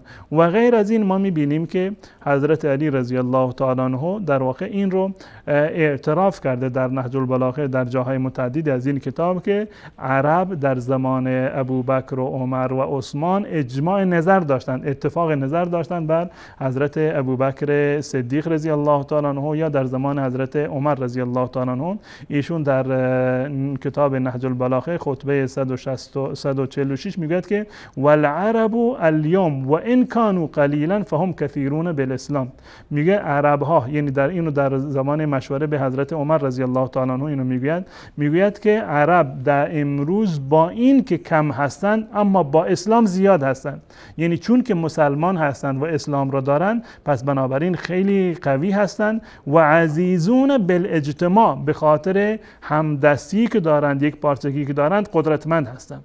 خب خود حضرت علی رضی الله تعالی عنه اینو میفرماید که یعنی اصحاب رسول الله صلی الله علیه و سلم در زمان عمر رضی الله تعالی عنه همهشون اتفاق نظر داشتند و همدست بودند، یعنی این که برای حضرت عمر رضی الله تعالی عنه استخلاف و تمکین در روی زمین کاملا در واقع حاصل شده بود. این مطلب رو در خطبه 146 نهج البلاغه هست که حضرت علی رضی الله تعالی عنه اینو صراحتا در واقع بیان میکند. من اگر خدمت بینندگان اینو نمایش بدم، خطبه 146 بله در اینجا هست و جالب هست این در مورد مشوره‌ای هست که حضرت علی رضی الله تعالی عنه به عمر دادن. خطبه 146 هست در کتاب نهج البلاغه من کلام له علیه السلام لعمر بن الخطاب و قد استشاره فی غزوة الفرس بنفسه. این مطلب رو علی رضی الله تعالی عنه در زمانی به عمر گفت که عمر از ایشون مشوره خواست در مورد جنگ با ایران فی غزوة الفرس بنفسی. ایشون میخواست خودشون شخصا وارد این جنگ بشن، این فرماندهی این جنگ رو خودشون به عهده بگیرن. حضرت علی رضی الله تعالی عنه بهشون چه فرمود که ان هذا الامر لم یکن نصره ولا خذلانه بکثرة ولا قله. این امر یعنی دین ما در واقع پیروزی و شکستش بستگی به قلت و کثرت نداره. ما به خاطر تعداد هیچ وقت در واقع پیروز نبودیم، بلکه و هو دین الله الذی اظهره. این دین الهی هست که الله متعالی رو ظاهر کرده، عامش کرده. و جنده الذی اعده و امده. و این لشکر الهی هست که الله متعالی رو فراهم آورده. حتی بلغ ما بلغ و طلع حیث طلع، تا اینکه این دین به هر جایی که امروز رسیده در واقع رسید. و این جملهش واقعا جای تأمل داره. و نحن علی موعود من الله. ما وعده الهی رو همراه داریم. ما وعده الهی رو همراه داریم. و جالب است که این وعده الهی همین آیه هست که در واقع الله متعالی میفرماد وعد الله الذین آمنوا منکم و عملوا الصالحات، که الله متعالی وعده داده به اونها که به اصحاب رسول الله صلی الله علیه و سلم که استخلاف در روی زمین رو خواهند داشت و تمکین دین رو خواهند داشت و اینکه این خوفشون تبدیل به امنیت می شود. و نحن علی موعود من الله، میگه ای عمر ما وعده الهی رو همراه داریم. والله منجز وعده و ناصر جنده. الله متعال وعدهش را ایفا خواهد کرد، عملی خواهد کرد. و ناصر جنده، و سپاهش را و لشکرش را یاری خواهد کرد. و مکان القیم بالامر مکان النظام من الخرز. و این جمله میگه که جایگاه رهبری در این دین مانند اون ریسمانی هست که در واقع مهره ها رو به همدیگر وصل کرده. یجمعه و یضمه، که اینها رو در واقع با همدیگر جمع میکنه در یک جا. فإن انقطع النظام تفرق و ذهب. اگر این در واقع نخ پاره بشود و کنده بشود، این همه مردم در واقع متفرق میشوند. ثم لم یجتمع بحذافیره ابدا. همه اونها دوباره قابل جمع کردن نیست. این جمله است که من عرض کردم. والعرب اليوم وان كانوا قلیلا فهم كثيرون بالاسلام و عزیزون بالاجتماع. عرب امروزه با این که کثیرون بالاسلام و عزیزون بالاجتماع، گرچه کم هستند اما با توجه به دین و ایمانی که دارند زیادند و با توجه به اجتماع و یک پارچگی دارند. امروز مسلمانان در واقع قوی هستند. اینو بکی گفته؟ به سیدنا عمر رضی الله تعالی عنه. یعنی این که مسلمانان در زمان عمر با این که در واقع کم بودند اما قدرتشون زیاد بوده، با این که در واقع اندک بودند به خاطر اجتماع و یک پارچگی در واقع داشتند، اونا قدرتشون هم زیاد بوده. الان مشوره ایشون این است که فقن قطبا واستدل الرحى بالعربی. و این طولانی هست که ایشون مشوره میدهد که مشوره من این است که خودت شخصا برای جنگ نرو، یک فرد دیگری رو بفرست و تو در اینجا در واقع از دور مدیریت بکن و بالفرض اگر مسلمانان شکست بخورن تو بعد از اون میتونی که این شکست رو در واقع جبران بکنی. این یک از خطبه هایی هست که سیدنا علی رضی الله تعالی عنه در این در واقع اعتراف کرده که عمر رضی الله تعالی عنه مورد اتفاق بوده، اجتماع بوده و همه اتفاق نظر داشتن و تمکین دین در زمان سیدنا عمر رضی الله تعالی عنه در واقع اتفاق افتاده بود. و همچنین همین خطبه رو که عرض کردم حضرت علی رضی الله تعالی عنه در این خطبه صراحتا این جمله را گفته بودند که و نحن علی موعود من الله والله منجز وعده و ناصر جنده، که الله متعال به ما وعده داده. وعده ای رو که الله متعال داده بود همین وعده ای هست که در زمان ابوبکر و عمر و عثمان عملی شد. در زمان ابوبکر و عمر و عثمان عملی شد. یعنی این کم استخلاف بر روی زمین بود، همه اتفاق نظر داشتن بر خلافت ابوبکر صدیق و در زمان ابوبکر صدیق و عمر و عثمان رضی الله تعالی عنهم این در واقع دین گسترش پیدا کرد، فتوحات خیلی زیادی انجام گرفت و دین به اونجا به اندازه‌ای در واقع که حضرت علی رضی الله تعالی عنه که تعبیری رو که دارن در نهج البلاغه حتی ضرب الدین بجرانه، که دین در واقع تمکین شد، یعنی برای تمام مردم عملی شد. این تمام وعده های الهی هست که الله متعال در زمان ابوبکر و عمر و عثمان در واقع اینها رو این آیه رو در واقع عملی کرده و این آیه هیچ گونه ارتباطی با ائمه اثنا عشر، نه با علی و نه با بقیه ائمه 11 امام دیگر شیعه در واقع ندارد. این به تعبیر شیعه هست. اما از دیدگاه اهل سنت و الجماعت حداقل بخشی از این آیه سیدنا علی رضی الله تعالی عنه هم مشمول در واقع ایشان هم می شود، زیرا که استخلاف را داشتن. تمکین دین هم در واقع در زمان ایشان بود از دیدگاه ما، منتها اون امنیتی که در زمان ابوبکر و عمر و عثمان بوده در زمان سیدنا علی رضی الله تعالی عنه اتفاق نیفتاد. جزاکم الله خیر. همونطوری که دیدید بینندگان عزیز و گرامی، در 3 روایت ضعیفی که طبق اعتراف خودشون در کتاب مرآت العقول آقای مجلسی وقتی بررسی کرده گفته این 3 روایت ضعیف است. غیر از ضعف این روایات، دلایلی هم که در این روایات ذکر شده دلایل لایتچسبک است که فقط به درد خود آقای کلینی میخوره تا یک کتابی نوشته باشه در حدیث و اینم صحیح ترین کتاب این هاست.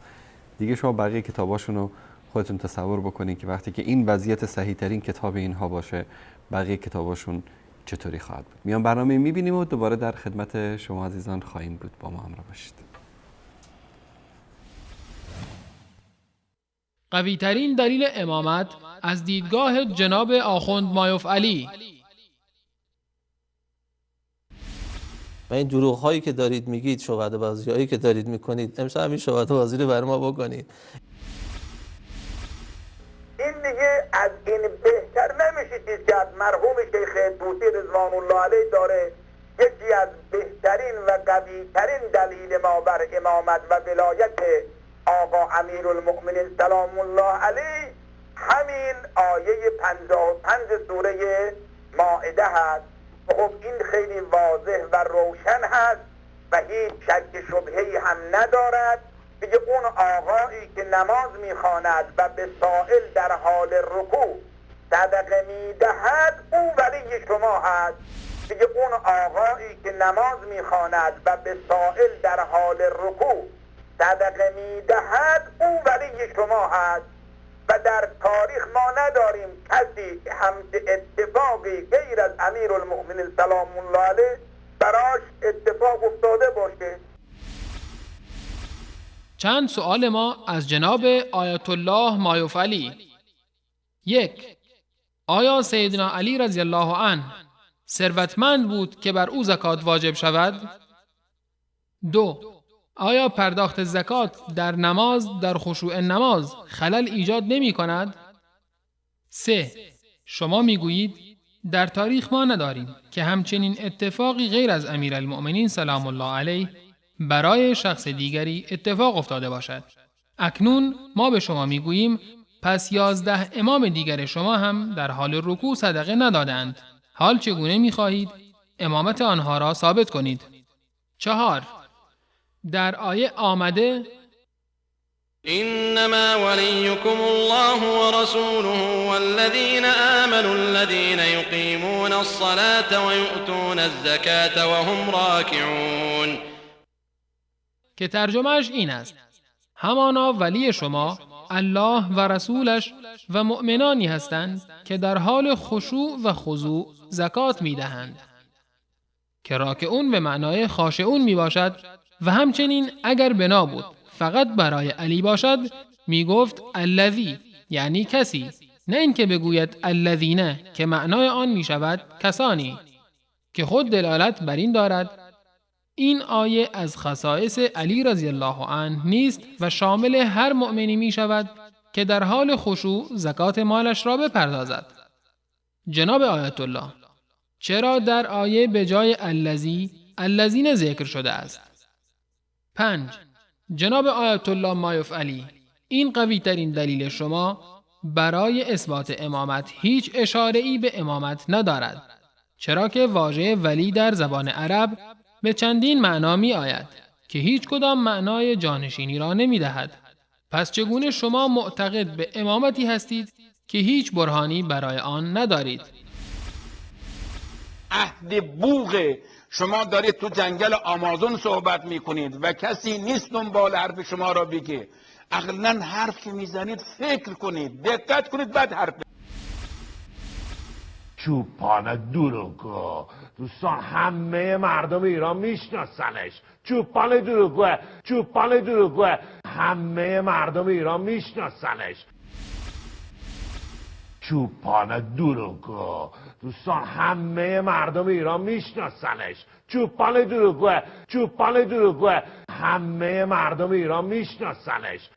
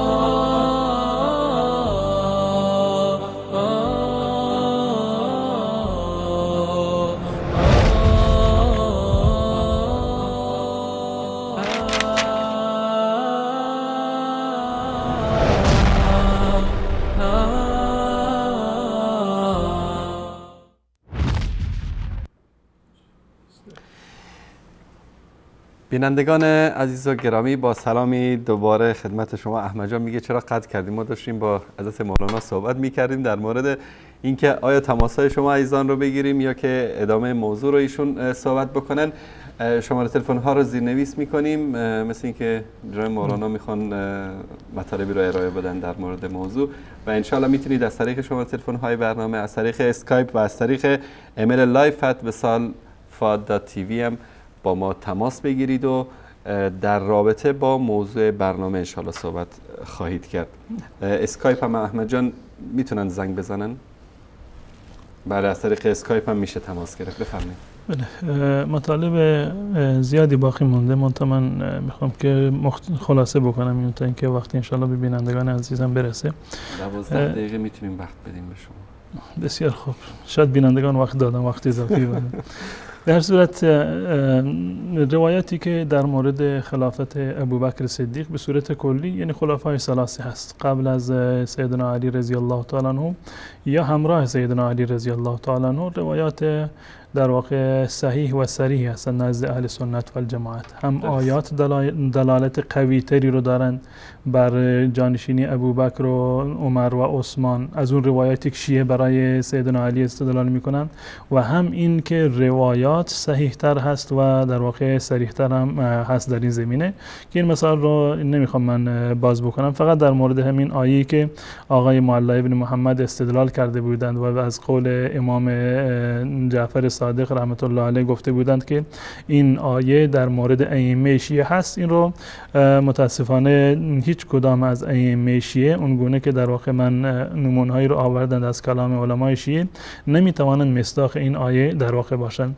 اما کسانی که در واقع توجهی به نقل صحیح یا عقل سلیم در واقع ندارند، متاسفانه اومدند و این آیه را گفتند که تطبیق بدهند این رو بر ائمه شیعه، و همون گونه که خودشون هم اعتراف کردن به هیچ عنوان این آیه قابل تطبیق بر ائمه 11گانه یا 12گانه شیعه در واقع نیست. در همین مورد در کتاب در واقع تفسیر صافی که فیض کاشانی هست، در تفسیر سوره نور در آیه 55 مطلبی رو در اینجا ذکر کرده که من بینندگان عزیز انشالله این رو نمایش میدم به بینندگان. در آیه 55 هست در این سوره و همین آیه هست که وعد الله الذين آمنوا منكم وعملوا الصالحات ليستخلفنهم في الارض. در اینجا آمده که ليجعلنهم خلفاء بعد نبيكم، ليجعلنهم خلفاء بعد نبيكم، الله متعال اونها را خلیفه قرار میدهد بعد از پیامبر شما. آیا عملا برای ائمه شیعه چون این اتفاقی افتاد؟ نیفتاد.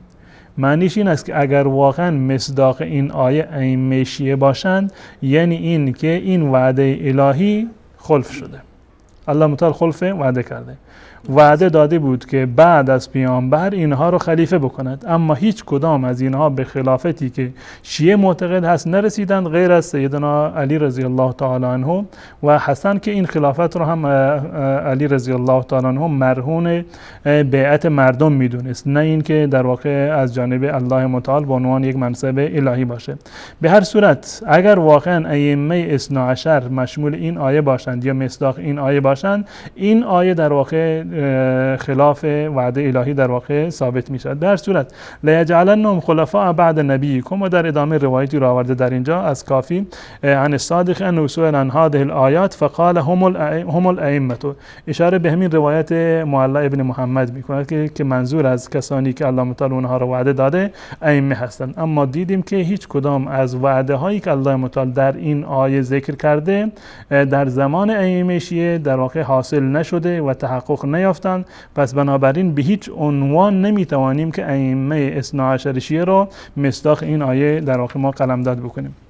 روایت دیگری در اینجا و عن الباقر علیه السلام ولقد قال الله فی کتابه لولات الامر من بعد محمد خاصتا، الله متعال به والیان امر بعد از محمد صلی الله علیه وسلم به صورت خصوصی و اختصاصی این آیه رو در واقع فرمودند و این در واقع وعده رو بیشون دادند که الذین آمنوا منکم الی قوله و اولئک هم الفاسقون یقولون استخلفکم لعلمی و دینی و عبادتی بعد نبیکم کما استخلف وساط آدم، که من شما را خلیفه میکنم برای دینم، برای علمم و برای عبادت خودم که در واقع بعد از پیامبر من شما خلیفه باشید، که هیچ عنوان چنین اتفاقی در واقع نیفتاد.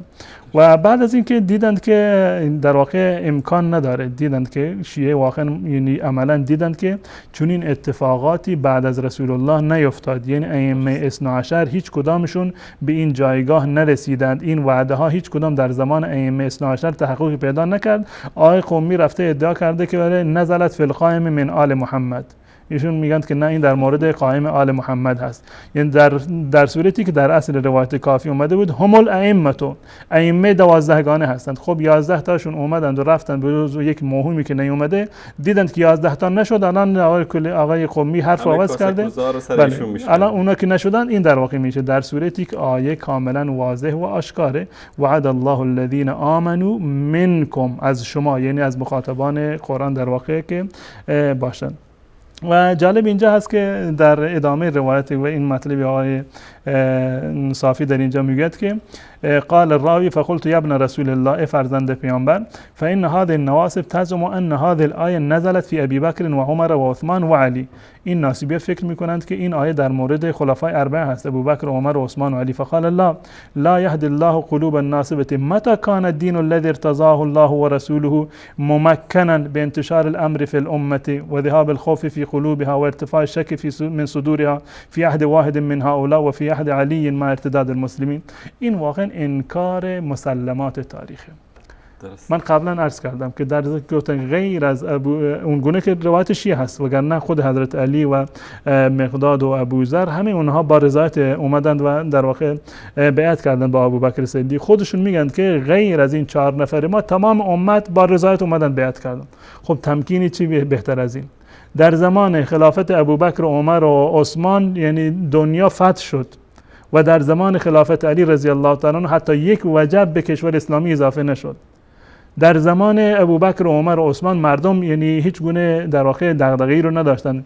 بهترین امنیتی بود که در زمان ایشان بود. تمکین دین در زمان ایشان در واقع بود. استخلاف کامل با اتفاق آرا در زمان ایشان بود. در زمان علی رضی الله تعالی عنه یا بقیه ائمه در واقع چنین اتفاقی به هیچ عنوان در واقع نیفتاده بود. و روایتی رو بعداً ذکر کرده درباره ان النبی صلی الله علیه و سلم قال زویت لی الارض فاریت مشارقها و مغاربها و سیبلغ ملک امتی ما مازوی لی منها. رسول الله صلی الله علیه وسلم فرمودند که زمین برای من نمایش داده شد، یعنی جمع شد تا اینکه من زمین رو دیدم. فاوریت مشارقها و مغاربها، شرق و غرب زمین رو من دیدم. و سیبلغ ملک امتی مازوی لی منها، ملک امت من، پادشاهی امت من به تمام این منطقه که من دیدم میرسه. و این مناطق در زمان حضرت ابوبکر و عمر رضی الله تعالی عنه و عثمان در واقع فتح شد و در زمان علی رضی الله تعالی عنه و بقیه ائمه 12 12 امام شیعه را یک طرف بگذاریم، تمام اینها حتی به اندازه یک وجبی هم در واقع خدمتی رو نکردن به اسلام که کشوری را یا یک ملتی رو در واقع به اسلام بازگردانند. و جالب روایت دیگری هست در همین کتاب، در کتاب در واقع فیض کاشانی و جلد بعدیش دوستان نمایش بدن، جلد 5 این کتاب هست، فیض کاشانی تفسیر صافی و جلد 5 این کتاب هست. در تفسیر سوره تحریم روایتی رو در این زمینه آورده که در مورد این هست که رسول الله صلی الله علیه وسلم به حفصه فرمودند که بعد از من ابوبکر و بعد از آن پدر تو به خلافت در واقع میرسند. روایت شیعه هست، گرچه در این زمینه روایاتی از اهل سنت و الجماعت هم در واقع داریم. در این روایت اومده به این صورت که و انا افضی الیک سرا، رسول الله صلی الله علیه وسلم به حفصه فرمودند که من یک رازی را با تو در میان خواهم گذاشت. و انا افضی الیک سرا ان انت اخبرت به فعلیک لعنت الله. این جمله رو در واقع اضافه کردن، اگر این راز رو به کسی گفتی در واقع مورد نفرین الهی قرار میگیری. فقالت نعم، گفت بله من به کسی نمیگم. فقال ان ابابکر یلی الخلافه بعدی. این رازی که رسول الله به حفصه گفت این بود که بعد از من ابوبکر به خلافت میرسد. ثم بعده ابوک، بعد از ابوبکر پدر تو به خلافت در واقع میرسد. بعد از من ابوبکر و بعد از ابوبکر پدر تو به خلافت میرسد. همین مطلب را دوباره در اینجا تکرار کرده. و اذ اسر النبی الى بعض ازواج حدیثا، یعنی حفصه، ولما حرم ماریه القبطی اخبر حفصه انه یملک من بعده ابوبکر و عمر. ایشون فرمودند که بعد از من ابوبکر و عمر به ملک میرسند، به خلافت و به پادشاهی در واقع میرسونند. ما نمیدونیم که حرف کدوم رو در واقع در اینجا قبول بکنیم. این روایت رو آوردند از ائمه خصوصا در اینجا نقل کردن که رسول الله صلی الله علیه وسلم به حفصه فرمودند، این خوشخبری رو بهش دادند، رازی رو بهشون دادند که بعد از من اول ابوبکر به خلافت میرسد و بعد از ابوبکر عمر به خلافت میرسد. یک جای رسول الله اینو گفته و یک جای دیگه هم به قول معروف در واقع علی رو سر کار گذاشته از جانب الله و رسول الله. بله در غدیر خم گفته و در 1000 جا، نه یک جا نه دو جا، به قول اونها در 1000 جا هم گفته که خلیفه بعد از رسول الله علی هست و حسن هست و حسین هست الی آخر. در اینجا میگویند که نه، این یک رازی هست که رسول الله به حضرت حفصه رضی الله تعالی عنها داده که بعد از من ابوبکر خلیفه می شود و بعد از ابوبکر هم پدر تو یعنی عمر خلیفه می شود. اتفاقا این راز و این وعده و این پیشگویی رسول الله صلی الله علیه وسلم تطبیق شد، همون گونه که بود ایشون وعده داده بودن، در روایات اومده، در آیات تأییدش اومده. اول ابوبکر روی کار اومد، بعدش عمر و بعدش عثمان رضی الله تعالی عنه در واقع روی کار اومدن. و بهترین مصداق برای این آیه 55 سوره نور در واقع خلافت و زمامداری سیدنا ابوبکر و عمر و عثمان رضی الله تعالی عنه بودند. این امکان نداره که رسول الله صلی الله علیه وسلم یک جای به عنوان راز و به عنوان سر اینو به حضرت حفصه بگه و جای دیگر علی رو هم دلخوش بکنه که بعد از من در واقع خلیفه منصوب از جانب الهی در واقع تو هستید. پس بنابراین این آیه دلیل قاطع و محکمی هست که دلالت میکند بر اثبات خلافت ابوبکر و عمر و عثمان و همچنین حضرت علی رضی الله تعالی عنه از دیدگاه اهل سنت و الجماعت به همون ترتیبی که در واقع اتفاق افتاد. جزاکم الله خیر. میریم سراغ تماس‌های شما عزیزان. من درخواستی که دارم از بینندگان عزیز و گرامی اینه که به مجرد برقراری ارتباطتون با شبکه لطفاً صدای تلویزیون رو کاملا ببندید و با گوشی تلفن صحبت بکنید، چون صدا با چند ثانیه تأخیر از طریق تلویزیون به گوش شما میرسه و ما نمیتونیم در گفتگو با شما رو ادامه بدیم. و همچنین از طریق اسکایپ و از طریق ایمیل برنامه میتونید تماس بگیرید و خواهشاً در رابطه با موضوع این هفته برنامه حجت بی حجت صحبت بکنید. سوالات شرعی در روزهای دوشنبه جناب حضرت مولانا انشاءالله در برنامه زنده پاسخ خواهند داد. بعد سلام علیکم، بفرمایید. الو سلام آقای انصاری، خسته نباش. سلامت باشید. خودتون رو معرفی کنید، از کجا زنگ میزنید؟ سلام میکنم خدمت استاد دهقان علی از خوزستان. علیکم السلام و رحمت. بفرمایید برادر عزیز علی جان از خوزستان. استاد یه سوالی داشتم، اگه امامان شیعه جانشین الله هستن با اماما فرض کردن پس جانشین هستن و جانشین باید زنده باشه. پس اگه امام زمان جانشینه پس امامی که نه حاضر باشه نه ناظر باشه نه میتونی باش مشورت کنی، نه یه ایرانسلی از امام زمان داری، نه یه شماره همراه اولی از امام زمان داری، چطور میخواد امام باشه؟ امام باید حاضر باشه، باش مشورت کنی، درد دلی کنی، میدونم یه مشکلی رو حل کنه. درست. پس این همه اختلاف میلیاردی میشه، حتما امام زمان هم شریک باشون. درست. اینطور که چون او داره اداره میکنه 100% شریک باشون. درست. موفق باش. زنده باشید علی جان، تشکر از تماس شما. بیننده بعدی سلام علیکم، بفرمایید. سلام علیکم استاد انصاری، حال شما خوبه؟ سلامت خیلی باشید. تشکر میکنم از استاد دهقان از این مطالب خوبی که فرمودن در مورد آیات و اصول کافی. ما حقیقت خیلی درس میگیریم، چون علمای شیعه که میان هم از کتابای اهل سنت میگن ما چیزی یاد نمیگیریم، واقعا از شما داریم اصول کافی رو یاد میگیریم. و این آیه وعد الله الذین آمنوا منکم و عملوا الصالحات حقیقتا در مورد همون سه خلیفه که فرمودن ابوبکر و عمر و عثمان، و دلیلش هم اینه که این به منزله، چون پیامبر فرمودن که علی به منزله هارون از موسی، پس اونها میشن سامری و عجلش که خلافت رو از علی گرفتن، مردم دنبال سامری رفتن، هارون رو قبول نکردن.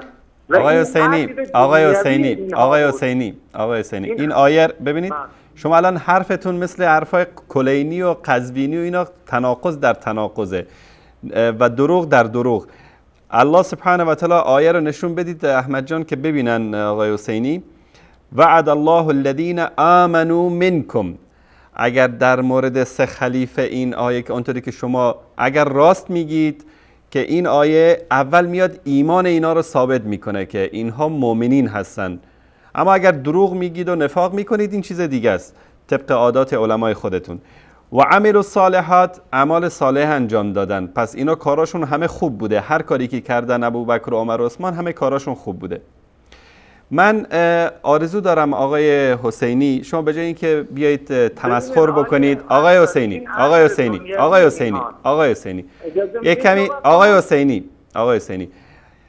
یک کمی به عقل و شعور بیننده احترام بگذارید. من ببینید خاک پای ابوبکر و عمر و عثمان و علی، خاصتا ابوبکر و عمر، خاک پای اونها یا اون گرد و غباری که در دماغ اسبهای اونها در جهاد با رسول الله صلی الله علیه و آله و سلم نشسته، بر تو، بر مراجع شما، بر کلینی، بر مجلسی، به همه این سگ‌هایی که در حوزه‌های علمیه قم شما و نجف شما درس میخونن شرف دارن. احترام اصحاب پیامبر رو تو این برنامه نگهدار، خاصتا برنامه‌ای که من باشم، و الا میندازم تو سطل زباله‌ای که برای تو و امثالتون رو در نظر گرفتم که به اصحاب پیامبر توهین میکنن. اگر که نمیتونی ادب و اخلاقتو مراعات بکنی و اون اخلاق رافضه‌گری و خباثت خودتو میخوای در برنامه نشون بدی، جای تو زباله‌دانی وصال حق است. در مورد اینجا این شبکه ابوبکر و عمر و عثمان علی است. من به تو و امثال تو و همه اون سگ‌هایی که در حوزه علمیه قم و نجف مثل تو رو تربیت کردن اجازه نمیدم که به اصحاب پیامبر کسی توهین بکنه. حرف علمی و منطقی داری بگو و الا صداتو قطع میکنم. بله، من که دارم میگم این آیه حقیقتا در مورد خلفای ثلاثه اجر دنیوی اونهاست و در آخرت طلبی از خدا در آخرت هم اینجا الله سبحانه و تعالی از اونها راضی است و هزاران آیه در قرآن کریم مصداق این آیات قرآن کریم که در یا ایها الذین آمنو در قرآن کریم اومده مخاطبینش ابوبکر و عمر و عثمان هستن. اگر حرف علمی و منطقی دارید صحبت بکنید. آقای حسینی لجام تو وصال حق دست من اینجا، مثل آدم حرف منطقی داری بسم الله، حرف منطقی نداری با شما خداحافظی میکنم. عزیز دلم میگم شما آخر آیه رو قرائت بفرمایید. فمن کفر بعد ذالک فاولئک هم الفاسقون. کی است که کافر شده؟ کی است که کافر شده؟ کافر بشن کسانی که با علی جنگیدن بعد از خلفای ثلاثه، اینها با علی جنگیدن، کافر به ولایت علی شدن. اینها ببین الان آقای حسینی چرا دور میری؟ آقای حسینی چرا دور میری؟ ما در مورد باب 69 اصول کافی داریم صحبت میکنیم در کتاب حجت که میگه این ائمه 12 گانه ما، اینها را الله سبحانه و تعالی طبق این آیه مکانت داد، اینها رو استخلاف در زمین داد و از اونها راضی شد و اینا تونستن دین الله سبحانه و تعالی رو جاری بکنن. تو رو به خدا از 12 امام شما غیر از سیدنا علی رضی الله تعالی عنه کدوم یکی از اینا تونستن که دین الله سبحانه و تعالی رو در دنیا جاری بکنن، خلیفت الله باشن در زمین؟ کدوم یکیشون؟ خب همین که پیامبر فرمودن تارکون فیکم خلیفتین دلالت بر آقای محترم خلیفتین رو بذار کنار، موضوع بحث ما اونجا نیست. آقای محترم شما چرا این شاخه به این شاخه میپرید؟ باور کن شتر پیامبر صلی الله علیه و آله و سلم و اسب ابوبکر و عمر و خالد از امام زمان شما تاثیرش در دین مبین اسلام بیشتر بوده که این امام زمانتون نه به درد دین مردم میخوره نه به درد دنیای مردم. حداقل اسب ابوبکر و عمر در راه خدا جهاد که کردن.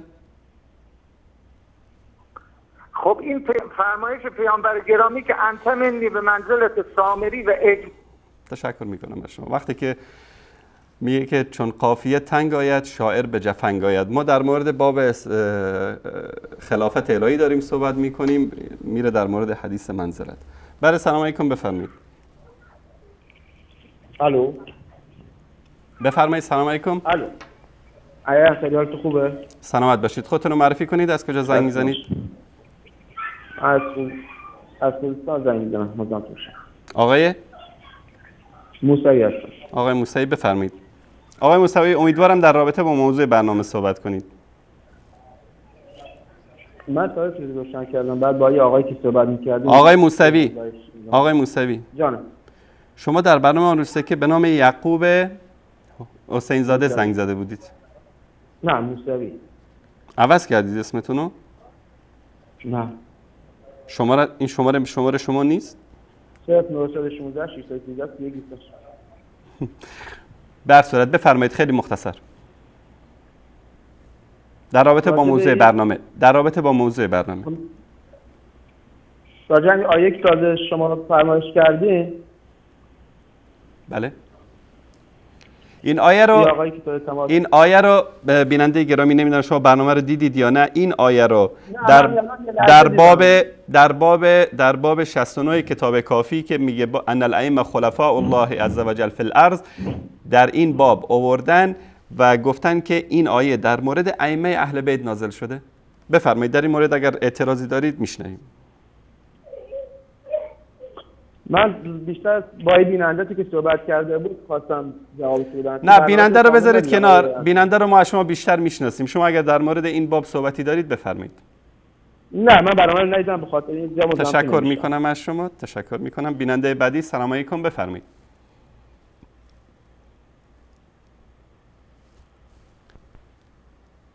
سلام علیکم، بفرمایید. بله سلام علیکم، بفرمایید. سلام علیکم، بفرمایید. سلام جناب انصاری. علیکم السلام و رحمت الله و برکاته. خودتون رو معرفی کنید، از کجا زنگ میزنید؟ بنده کوروشی هستم از آقای کوروشی بفرمایید. بله من خواستم بگم به فتح اون که شما الان نامید باش. آقای کوروشی یک کمی آرومتر صحبت کنید، صداتون داره قطع و وصل میشه. کوروش کبیر ایران از پیامبر هم آقای کوروشی، این کوروش کبیر شما الی جهنم و بئس المصیر، خاک پای پیامبر هیچی که خاک پای سگ در پیامبر هم بر همه اون کوروش های شما شرف داره. بله سلام علیکم، بفرمایید. سلام علیکم آقای انصاری و همچنین بینندگان عزیز. علیکم السلام و رحمت الله و برکاته. خودتون رو معرفی کنید، از کجا زنگ میزنید؟ من رضا هستم از خوزستان مزاحمتون. آقا رضا بفرمایید.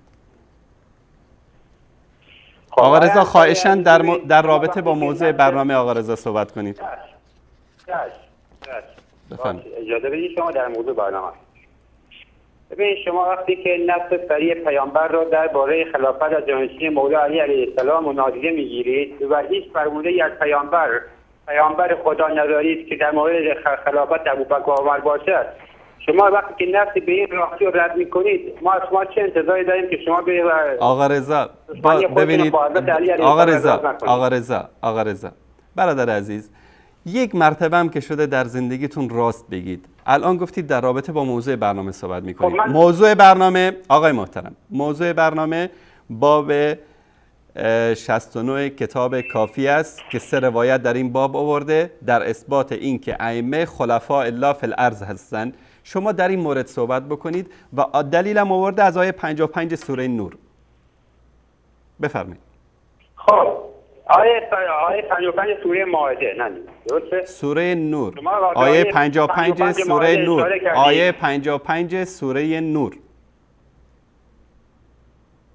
خب حالا من یه براتون توضیح میدم، ولی من دارم در آقا رضا محترم، برادر بزرگوار، عزیز دل من، در رابطه با موضوع برنامه صحبت کنید. 3 روایت در باب 69 در اثبات اینکه ائمه خلفا هستند در زمین، دلیلم از آیه 55 سوره نور. بفرمایید. خب اما سوره نور شما بیارید چی گفته سوره نور؟ آیه 55 ما صحیح داریم در خلافت. بفرمایید. آیه 55 سوره نور بفرمایید. بخونید. خب من دیدن جلو میرزه باشید، شما بخونید من گوش میدم. وعد الله الذين آمنوا منكم وعملوا الصالحات لیستخلفنهم فی الارض كما استخلف الذين من قبلهم. بخونم بقیه‌اش هم یا اومد؟ خب شما میگین خب ما اعتقاد داریم که خلفای خداوند در زمین همون 12 ما هستن. خب چون ایمان آوردن، چون اسلام با ایمان فرق میکنه. خود خداوند میگه من خلیفه رو جعل میکنم در زمین. خلیفه خدا باید در زمین باشه، چون خود خدا جعل میکنه. آقا رضا برادر عزیز، آقا رضا، ما الان تقریبا 1.5 ساعت کامل در رابطه با همین موضوع صحبت کردیم و گفتیم که الله سبحانه و تعالی در اینجا 3 صفت ذکر میکنه. یکی استخلاف، یکی تمکین، یکی در مورد دین هست، دین رو برای اونها پسندیده میکنه. ببینید که الله سبحانه و تعالی و امنیت 4 صفت رو ذکر میکنه که 4میش امنیت است. ببینید اولا جانشین شدن و حاکم شدن و تمکین بر زمین برای کی ثابت شده در تاریخ اسلام؟ برای ابوبکر و عمر و عثمان و علی، یا برای علی تا 12 امام؟ این اولا.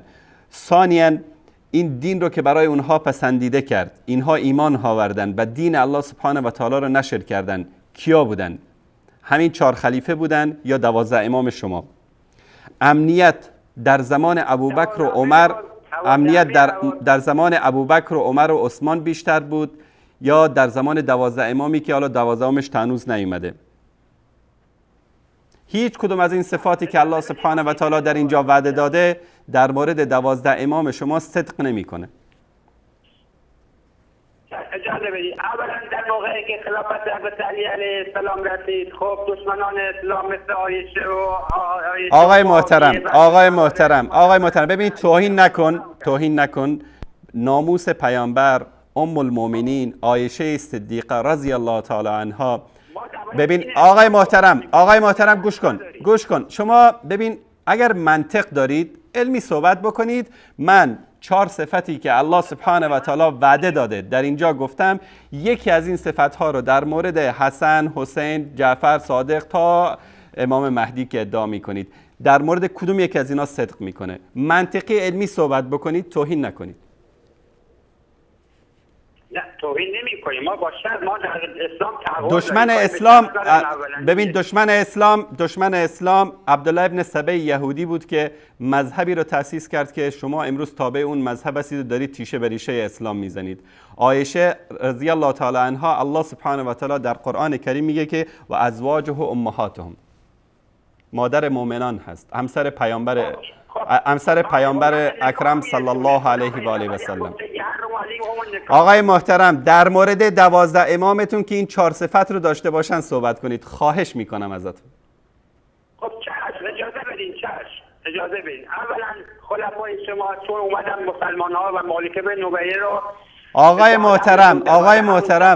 محترم بیننده عزیز، شما عقل دارید، شعور دارید، فارسی متوجه میشید یا نه؟ من میگم مالک ابن نویره رو چیکار دارید؟ من در مورد 12 امامتون صحبت بکن که این آیه رو دلیل آوردن در اصول کافی که این آیه دلیلی است در اثبات 12 امام. از برای خدا شما فارسی متوجه میشید یا نمیشید؟ عقل و شعور دارید یا ندارید؟ یا اگر دلیل ندارید بگید آقا ما دلیل نداریم.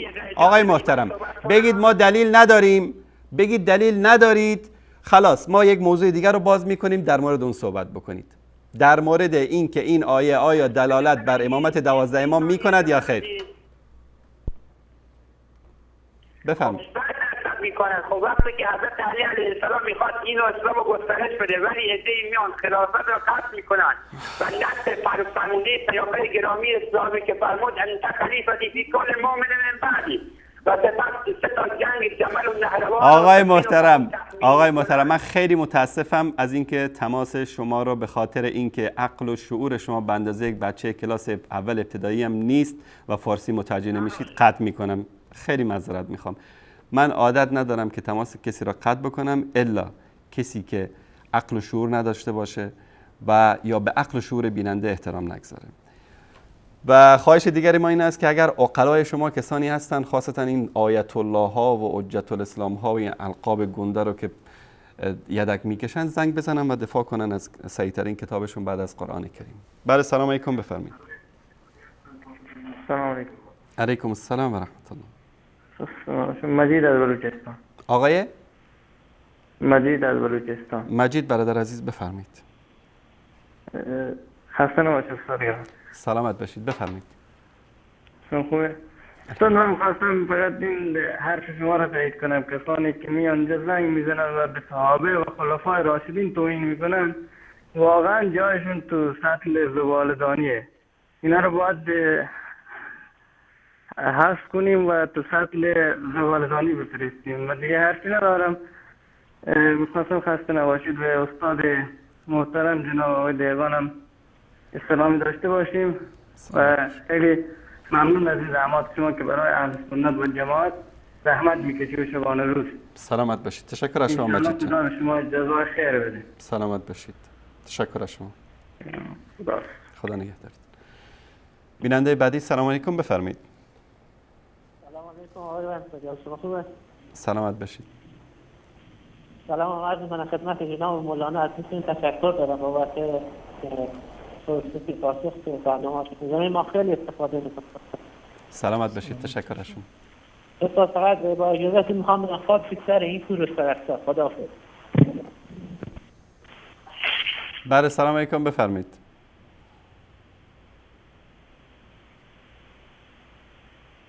بیننده گرامی بفرمایید.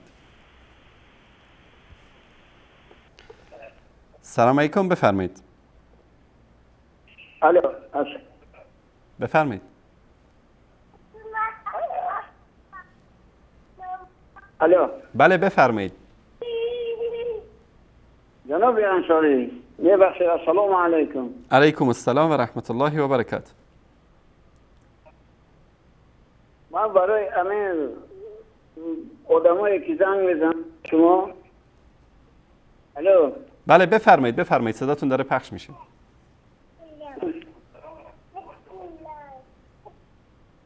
همه آدمای زنگ میزنن حیفی همون خاک ایران که همین تریا را باور کنید، همین تریا را آورده است. حیفی ما نفرت داریم اما باور کنید یا مسلمان نه به مقدرات باور دارن، اینا نه مسلمانی دارن، اینا باور کنید ما اکنون نفرت داریم از اولادمون.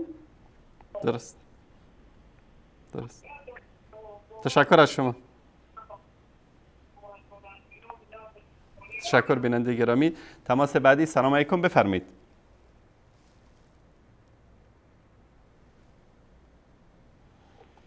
بله سلام علیکم، بفرمایید.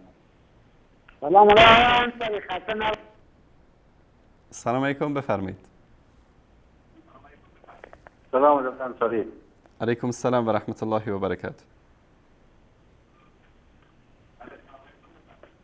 سلام، شب بخیر. شب شما بخیر. صدای تلویزیون رو ببندید. بفرمایید بیننده گرامی.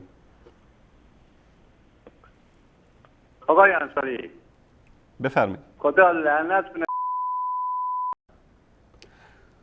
خدا لعنت بکنه کسانی رو که به خاطر دشمنی با اسلام و با پیامبر صلی الله علیه و آله و سلم شاگردی عبدالله ابن سبی یهودی رو قبول کردن و امثال شما رو تربیت کردن.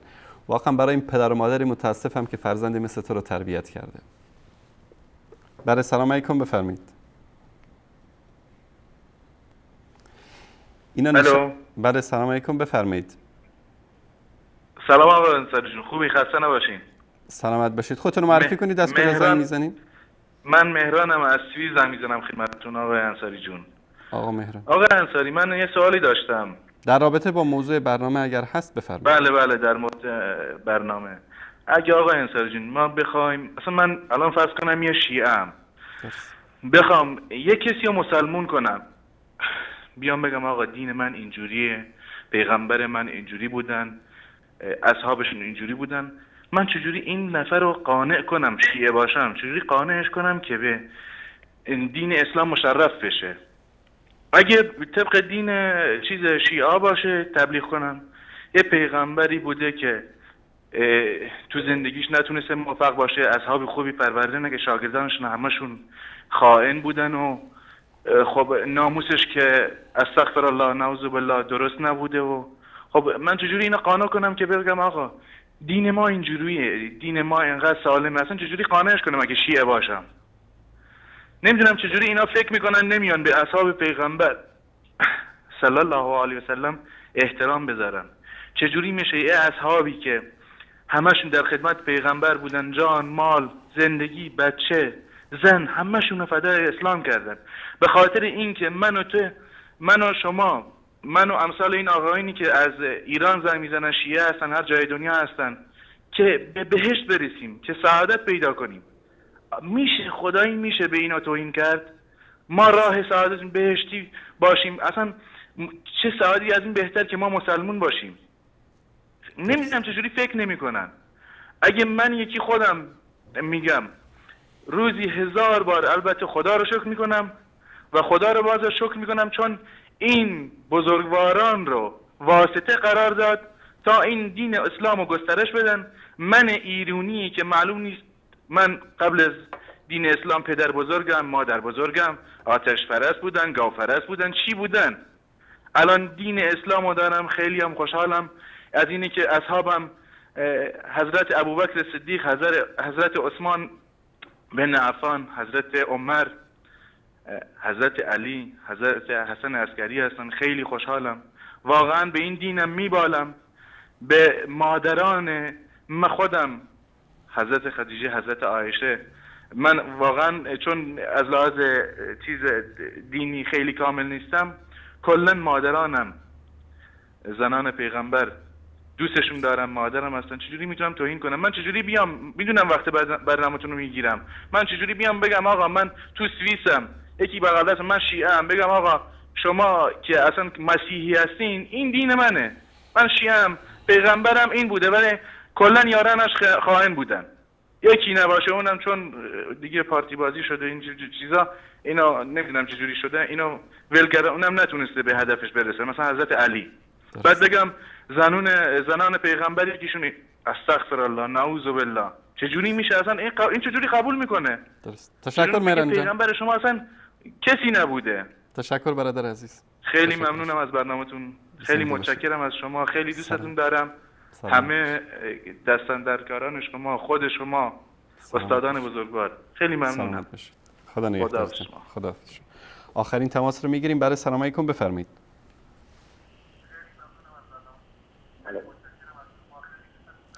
سلام علیکم بفرمایید.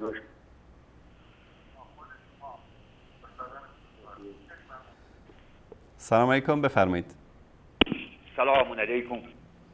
علیکم السلام و رحمت الله. آقای رضایی خیلی مختصر در نیم دقیقه. چشم. در رابطه با موضوع برنامه خواهشاً و الا من معذرت میخوام ازتون.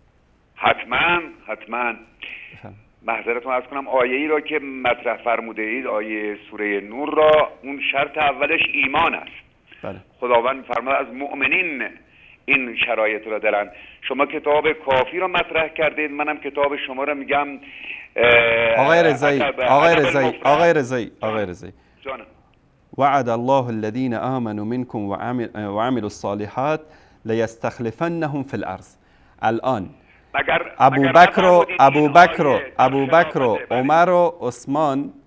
و عمر و عثمان و علی انسان‌های مؤمنی بودند که الله سبحانه و تعالی اونها رو جانشین و حاکم قرار داد بعد از پیامبر صلی الله علیه و سلم. در دوران ایشان مسلمان ها تونستن سرزمین ها رو فتح بکنن، مردم رو به دین اسلام وارد بکنن و الله سبحانه و تعالی همون وعده ای رم که به اونها داده بود همون وعده رم محقق ساخت و در زمان اونها امنیت بود، آرامش بود.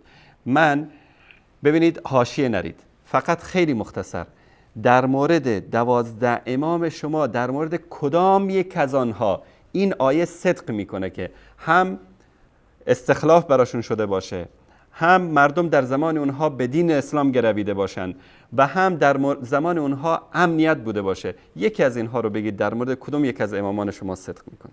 در مقام همشون افاده میکند. شما در تمام کتب روایات، چه کتب روایاتی اهل تشیع و تسنن. آقای رضایی در امین از حضرت علی گرفته تا 12 امامتون یک وجب از سرزمین های اسلامی رو فتح کرده باشن بگید. ایمان رو که نمیتونیم، قرآن اول شرط ایمان گذاشته.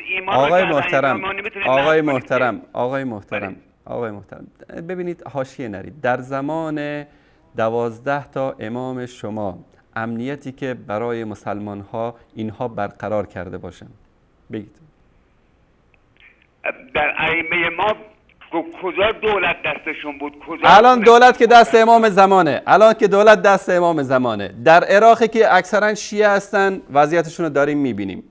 در ایرانی که اکثریت شیعه هستن وضعیتشون رو داریم میبینیم. همین امام زمان شما هم در موردش همین 4 صفتی که الله سبحانه و تعالی در اینجا گفته محقق نشده. دولت دست امام زمان هست ولی وعده الهی در مورد ایشان هنوز محقق نشده است. یعنی اون چی که خدا وعده داده است طبق روایاتی که ما داریم، اونی که باید به توسط پس ایشان تشکر میکنم از شما. چرا یه روایت اجازه ندید من بگم براتون؟ تشکر میکنم آقای رضایی. وعده ای که الله سبحانه و تعالی داده تا الان بعد از 1437 سال محقق نشده. چه به درد میخوره دینی که وعدهش حالا محقق نشده باشه؟ این آقایون نمیشه عادت دارند وقتی که آیه قرآن جلو روشون میگذارید نمیخونند، یا اولش میخونند آخرش نمیخونند، یک تکیهشو نگاه میکنند بقیه‌شو نگاه نمیکنند. در این آیه من گفتم صراحتا الله متعال میفرماید وعد الله الذین آمنوا منکم، خطاب قرار میده کسانی رو که زنده‌اند، مخاطبند. ای کسانی که ایمان آوردید و عمل صالح کردید، الله به شما وعده داده که عمل در واقع خلیفه بر روی زمین بشید. کدوم یکی از ائمه اثنا عشر در زمان این آیه زنده بودند؟ غیر از علی یا حسن رو یا حسین رو که بگیریم، بقیه مگر مخاطبان این آیه بودند؟ غیر از این آیه صراحت داره، الله متعال وعده داره. درسته ابوبکر و عمر و عثمان رو حذف بکنیم، اصلا از تاریخ اسلام نیست. تاریخ اسلام رو از زمان خلافت علی رضی الله تعالی عنه شروع بکنید تا به امروز. مصداق این آیه کجا هست؟ الله متعال به کسانی که حاضر بودند در زمان رسول الله، مؤمن بودند، عمل صالح انجام دادند، این 3 وعده رو داده بوده. کجا هست در طول تاریخ اسلام؟ چون چیزی وجود نداره. این آیه در مورد حاضران هست، کسانی که حاضر بودند. منکم اومده از شما، یعنی صحابه و یاران رسول الله صلی الله علیه و سلم. این یک مطلب.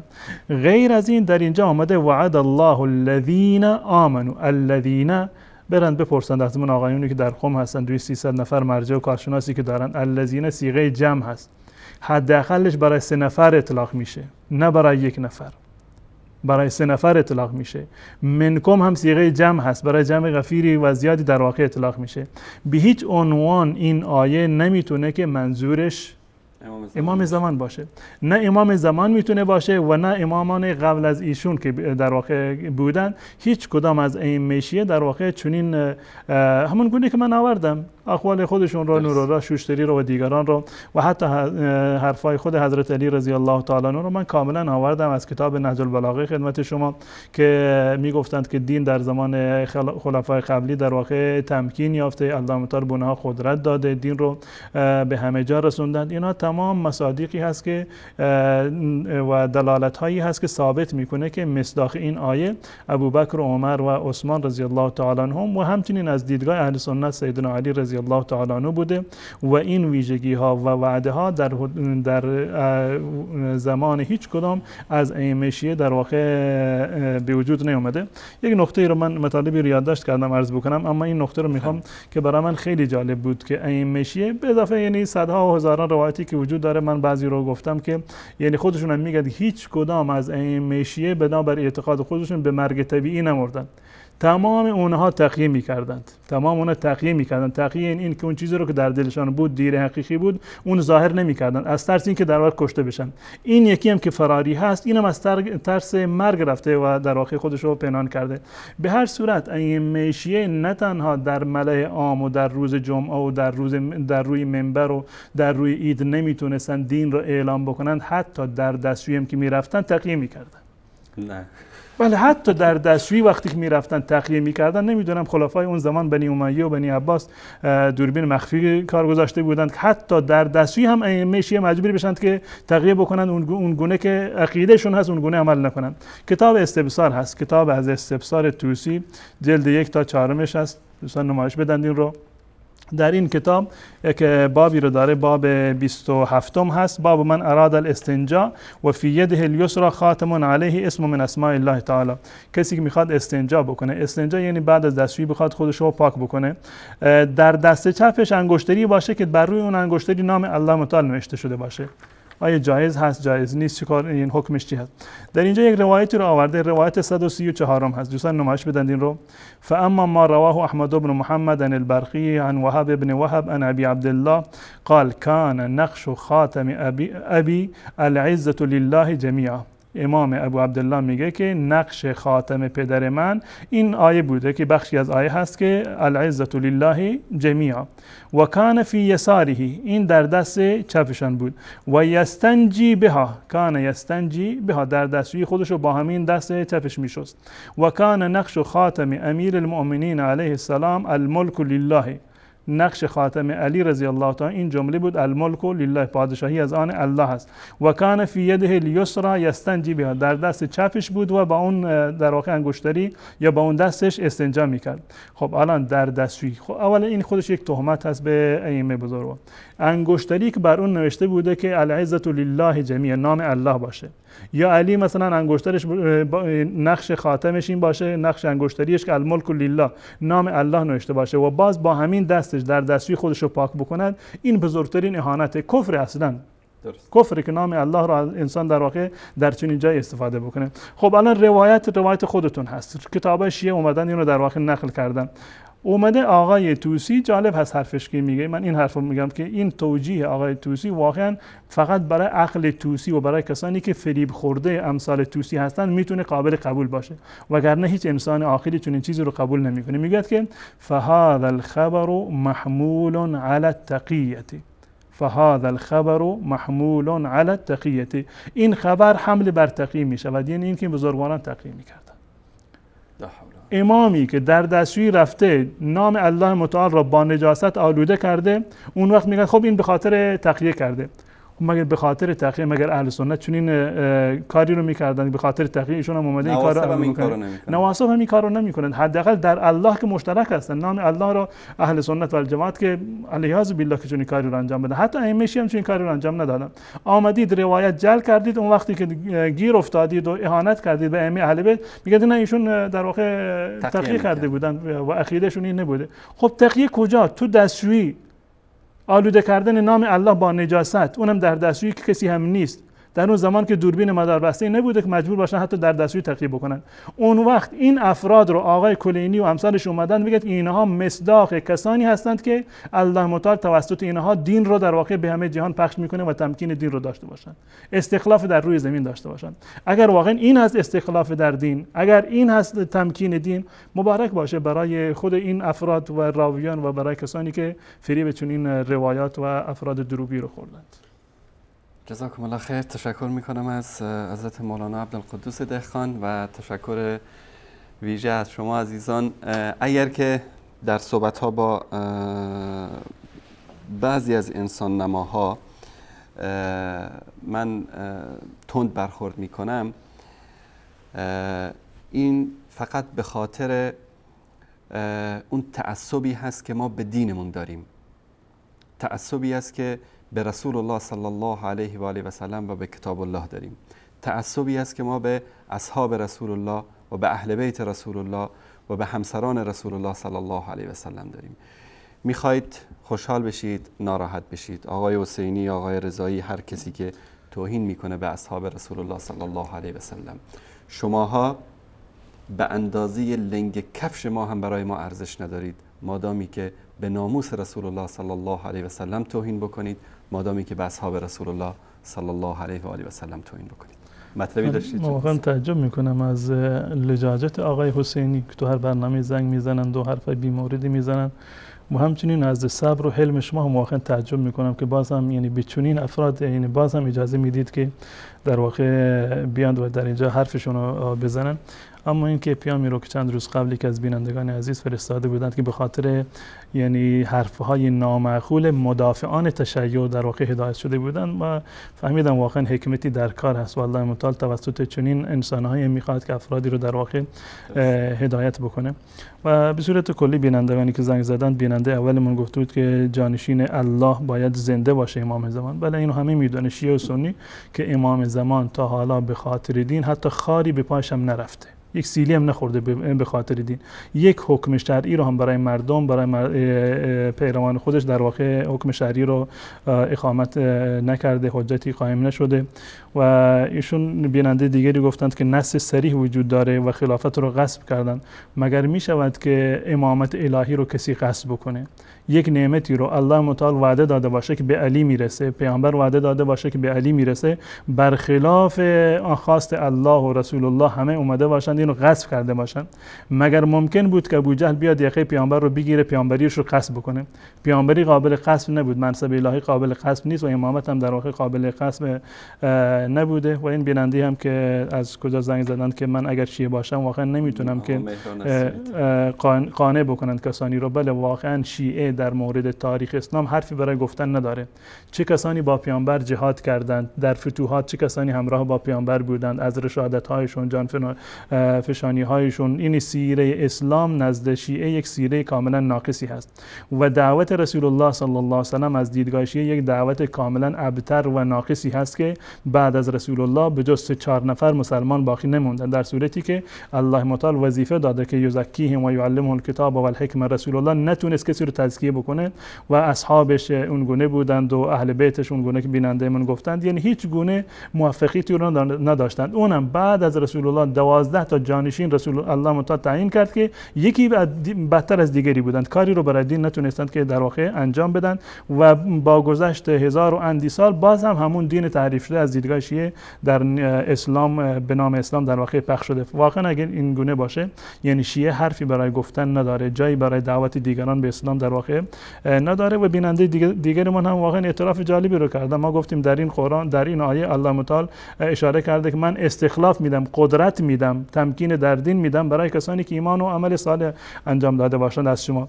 اونا آقای کلینی اومده میگه که مصداق این آیه ائمه ما هستند و این بیننده گفت که ائمه ما کجا دولت دستشون بوده؟ خب ما همین رو میگیم که دولت دستشون نبود، یعنی خدا به اونها نداده. این کسانی که منظور هستند در این آیه و مقصود آیه هستند افراد دیگری بودند غیر از ائمه اثنا عشر. در تاریخ اسلام مصداقی برای این آیه غیر از خلافت خلفای ثلاثه به طریق اولا و در درجه بعدی خلافت حضرت علی رضی الله عنه مصداق دیگری وجود نداره. جزاکم الله خیر.